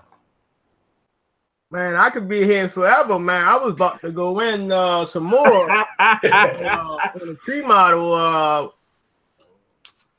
Yep. Well, I say before actually what I think, because I'm probably gonna have to bust a move in a few myself. But what I think we want to do right now, right? Because what you drop, is so profound, and informative that like literally, I'm like, how far does a rabbit hole go with that shit? But before we devote any more time to that today, because we're gonna have to come back, because I actually, the last point you left off on, and you say you've come up with a model you call the Mbongi model, which is based off of a Kikongo concept. I think definitely we want to actually deal with that. We probably have to come back and devote an entire entire broadcast to getting into that and comparing, contrasting the tree model with that model. But in terms of the work, because we want the folk that's tuning in to know about the work that you're doing right now, the work that you have being reviewed by the journal. What is it that you got going right now? What you doing?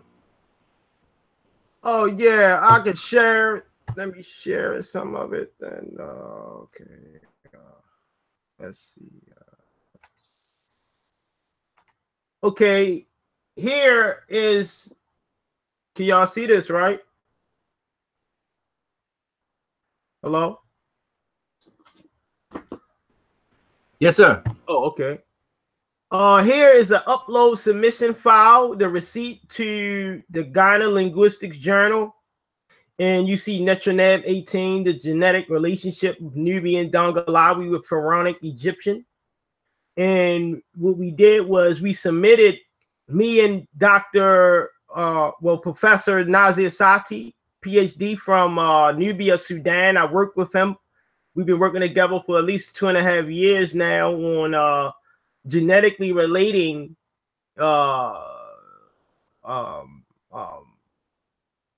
Nubian Dongolawi with ancient Egyptian, old Egyptian, and Middle Egyptian, and all the other Egyptians, and we are actually reconstructing our own hypothetical proto language from the data that we have. So we are proving an important thing, and this will change actually universities, because they are teaching that the Nubian belongs in a Nilo-Saharan language family or phylum, and that the Egyptian belongs in the Afro-Asiatic or Afro-Asian language phylum.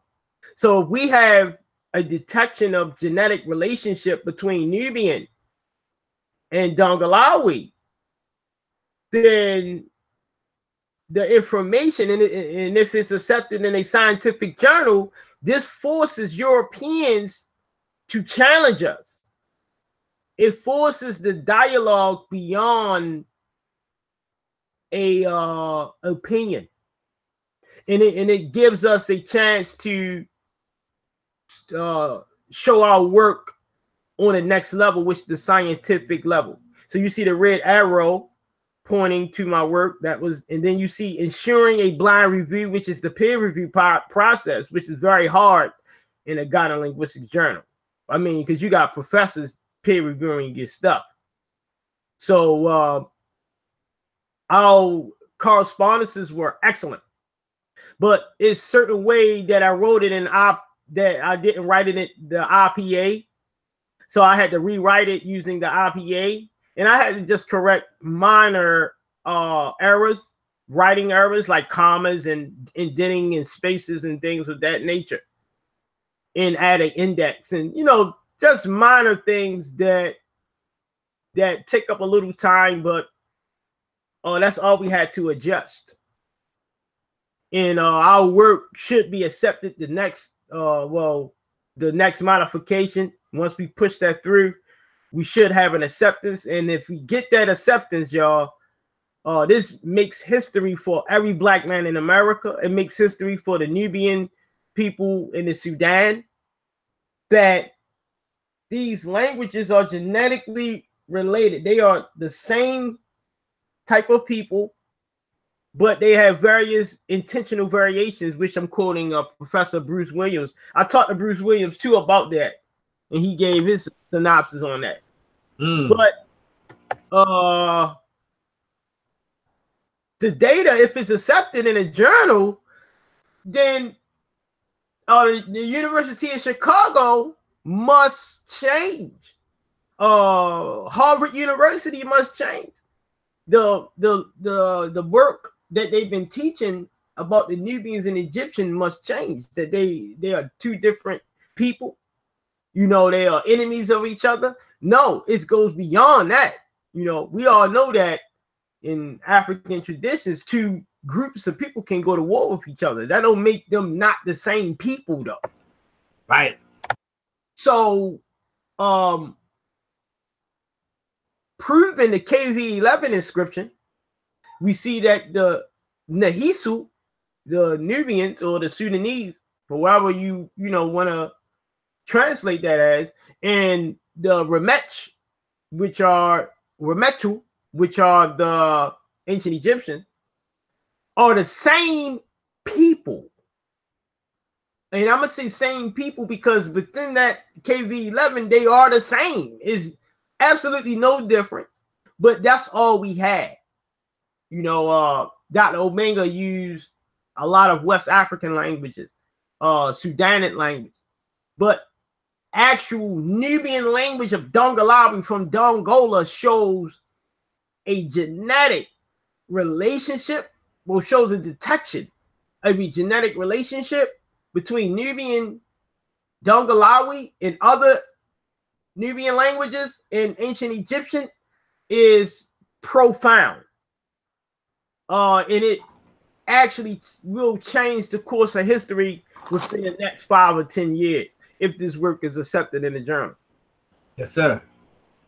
Yes, sir. Yes, sir. I say, yo, that's excellent work, brother. You know, definitely we applaud you and you know, the elder doctor, you know, Nasir Sati, you know, on your work and you know your submission to you know, to the Ghana Linguistic Journal for that. And you know, real, I say it's interesting because I believe I was also reading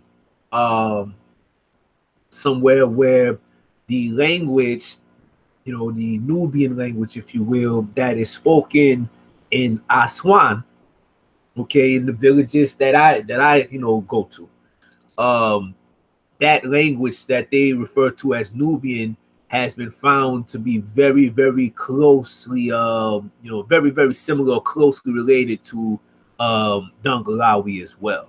So that right there, Wow. you know, you own it, brother. That's very, very, very, very interesting right there. And with the process of directionality, we can maybe date Nubian and ancient Egyptian of coming from the same parent. Both of these languages, in my hypothesis, came from the same the same, you know, of course, parent. However, or point of origin, or they were probably mixed languages from older proto languages. You know what I mean? So it can be a slew of things. But we see here body parts. Now these are basic vocabulary, and I use the MDC, which is the manual decoded for ancient Egyptian, which I didn't suppose to have used. I supposed to use IPA, but it's all good, and it's still accurate information nonetheless. Because MDC is Gardner. Gardner never reconstructed the sound for ancient Egyptian. So, like the vulture hieroglyph is unsure. It's a debate on the vulture hieroglyph. Some say it's the glottal stop. Some say it's a you know, numerous other sounds that's connected to R. Some say it's the R sound, a trill sound, R. You know, different sounds that they are debating. But in now Egypto-Nubian linguistics, the glottal stop corresponds with R, the R sound. Now you see here, I have a chart of body parts, main body parts, and we see all of these body parts actually are identical in Nubian, Dongolawi, and Dinka. So remember, and when you do comparative linguistics, you must show a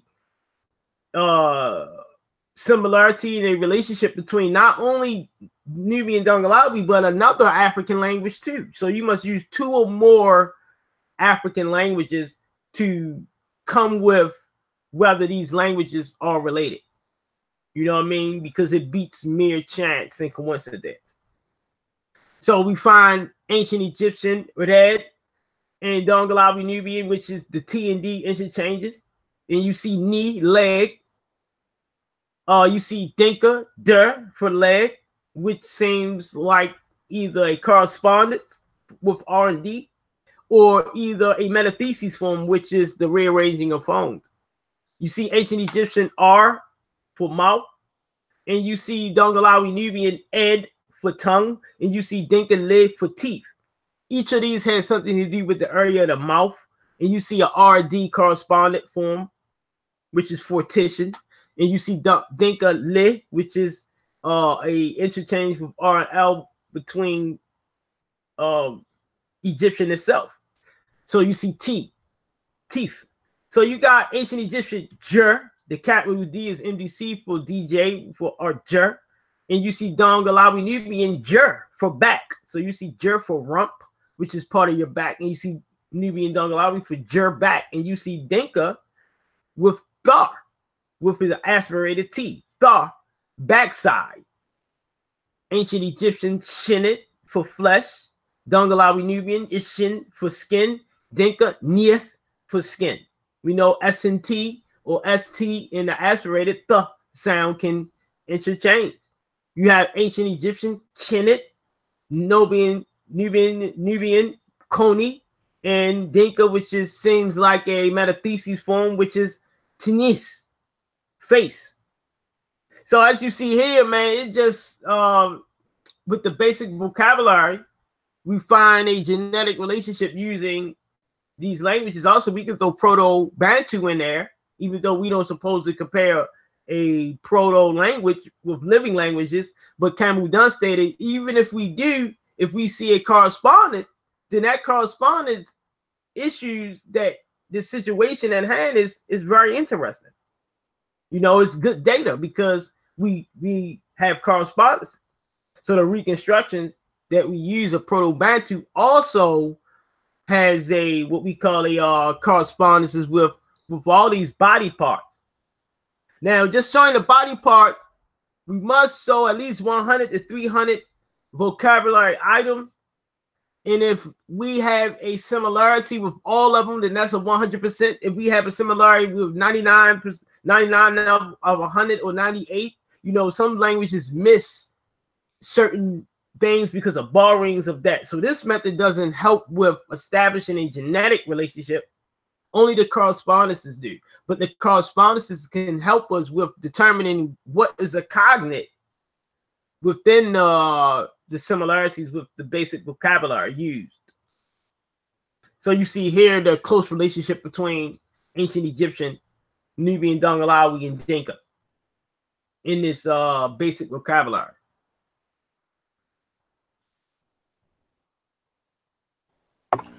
Yes, sir. Yes, sir. Yes, sir.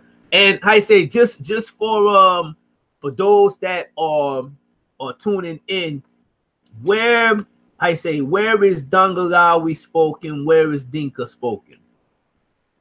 Both were spoken in the Sudan, but you know, Dinka is spoken in another area of Nubia, of Sudan, and Nubian is spoken in other areas through time. You know, they migrated in different areas of that nature. So you have Nubian Dongalawi spoken in Dongola country of Nubia, all the way up to Egypt. You have people that speak Dongalawi and even in Asia. Mm. Yep. Okay. Yeah, that's deep. Yeah. I say we're gonna have to come back, you know what I'm saying, and you know, go in some more. But you know, Bon, you got any questions or anything you wanna shoot before we go? Or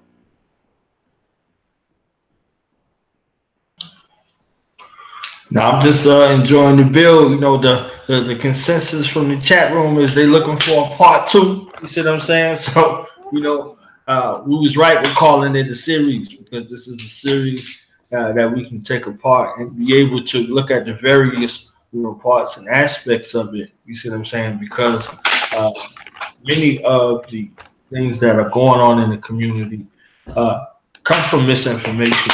You see what I'm saying? And people begin to champion off of the fact that our people, you know, they want to know. So if I can control the diameter of your thinking, I can control your behavior. So how you think, act, and feel is predicated around that.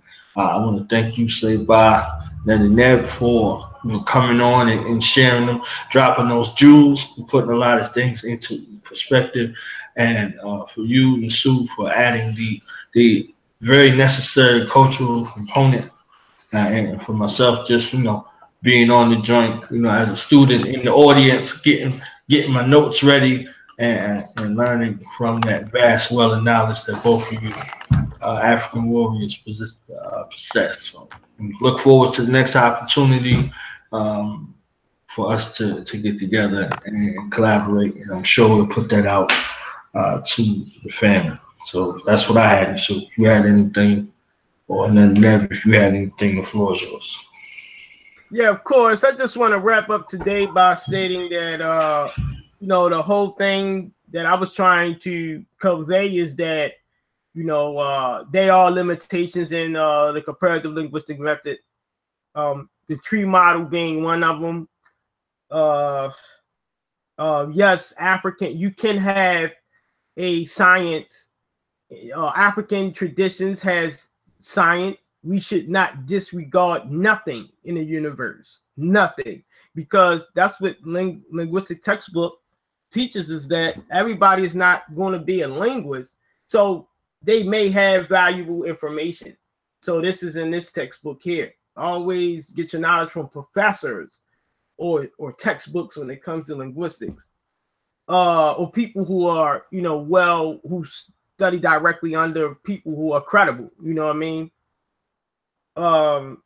Here in this book, Historical Linguistics, and a comparative study of African languages. I'm sorry. We put all this in perspective. Is that yes, Africans developed a classification of languages without being influenced by Europeans or without studying linguistics, and they were successful at it because they did it. They used drums, strictly African traditional things, and Europeans found out their own way, which is sharing innovations and things like that within the comparative method.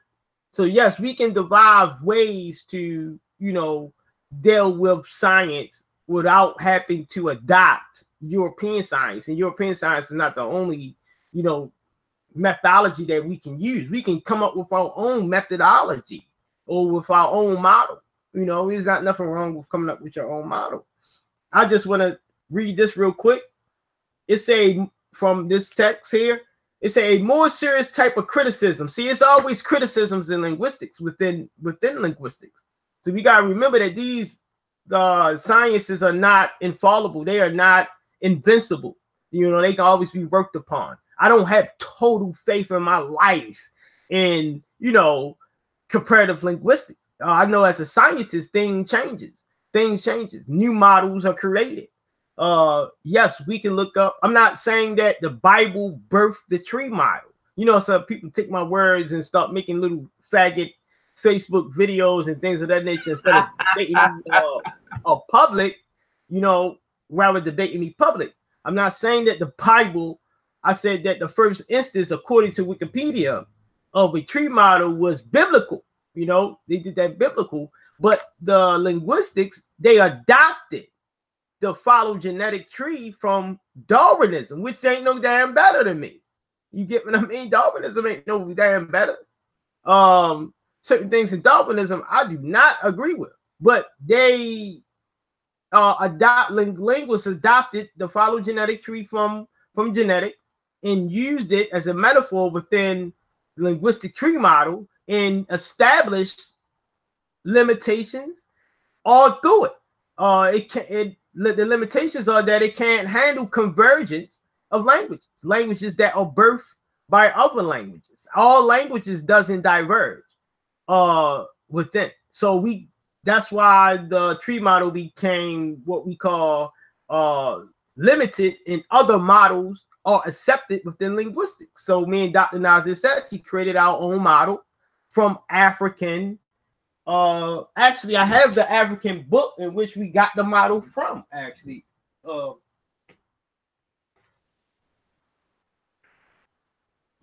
well, the book is called Mbagi, a Political Institution. So we seen how they were ran, and then we applied the structure of an African institution into the classification model, because we seen that in Dogon they were successful at classifying their languages and using certain models. So we're going to use a model as well from the Kikongo. So that's what we did. So within this text, it says a more serious type of criticism as it affects the basic premises of the method concerns the question whether the family tree model constitutes the only correct representation of genetic relationship. As should become clear from the discussion in chapter 7 and 8, dialects as well as genetically related languages may influence each other. In other words, they're not only divergent, as represented in the family tree, but also convergence between dialects and related languages. What the potential consequences of this are for the family tree as a metaphorical representation is best understood once convergent phenomena have been illustrated. It should suffice here to state the present author's position on this issue, namely that the family tree is robust enough to be able to cope with such complications. So as we already seen throughout this YouTube, that the tree model, I'm debating it with my team now, is a limited feature of comparative linguistics. And Nsw Benu saying y'all got that shit from the Bible. Know what I'm saying? So none of that may say that Nsw Benu saying that's some Bible shit.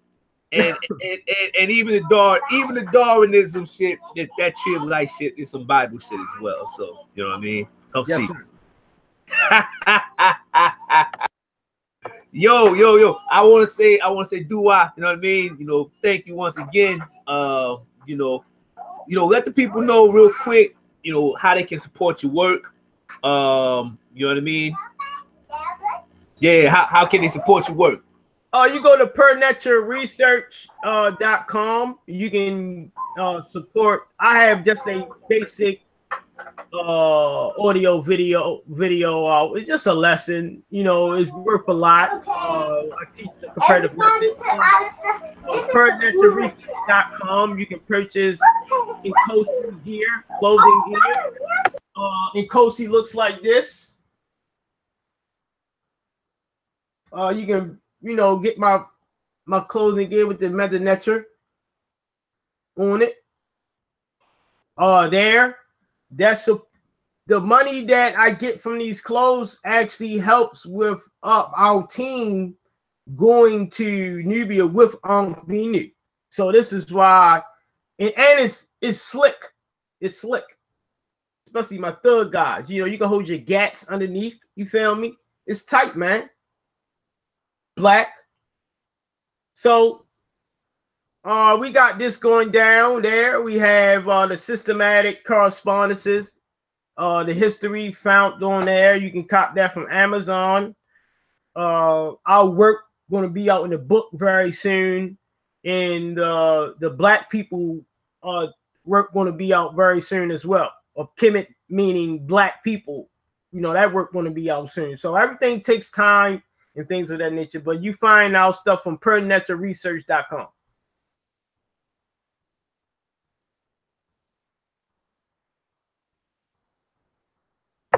Yo, do I, and I say real quick, yo, anybody that's interested in the trip that Netjer just mentioned, you know what I mean? We go to Kemet, you know, every year. You know, go to www.henensu.com. That's HENENSU.com.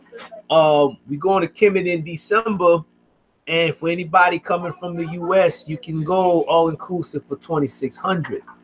You know what I mean? You know, we're going to go from Cairo down to Aswan. You know, it's 7 days, 7 nights, December 3rd through the 11th. You know, that's your food, transportation, hotels, flights, cruise, and you know, a detailed tour and you know, explanation of you know, Nile Valley culture and traditions. You know what I mean? So, you know, that's going down. And if you're coming from, let's say, the UK or, you know, Europe or whatever, you know, coming from somewhere outside of the US, you know, you can, you know, as long as you can get to Kemet, you know, it's only $1,600 US for you to go. So you know, that right there, you know, you're not going to find that price, and you damn sure not going to find the information anywhere else. So, you know, definitely you trying to go, you got some time to get in there. You know what I mean? The final due date is, you know, for everything to be completed registration wise is November 3rd. You know, so get at me if you're trying to make that trip. Let's go.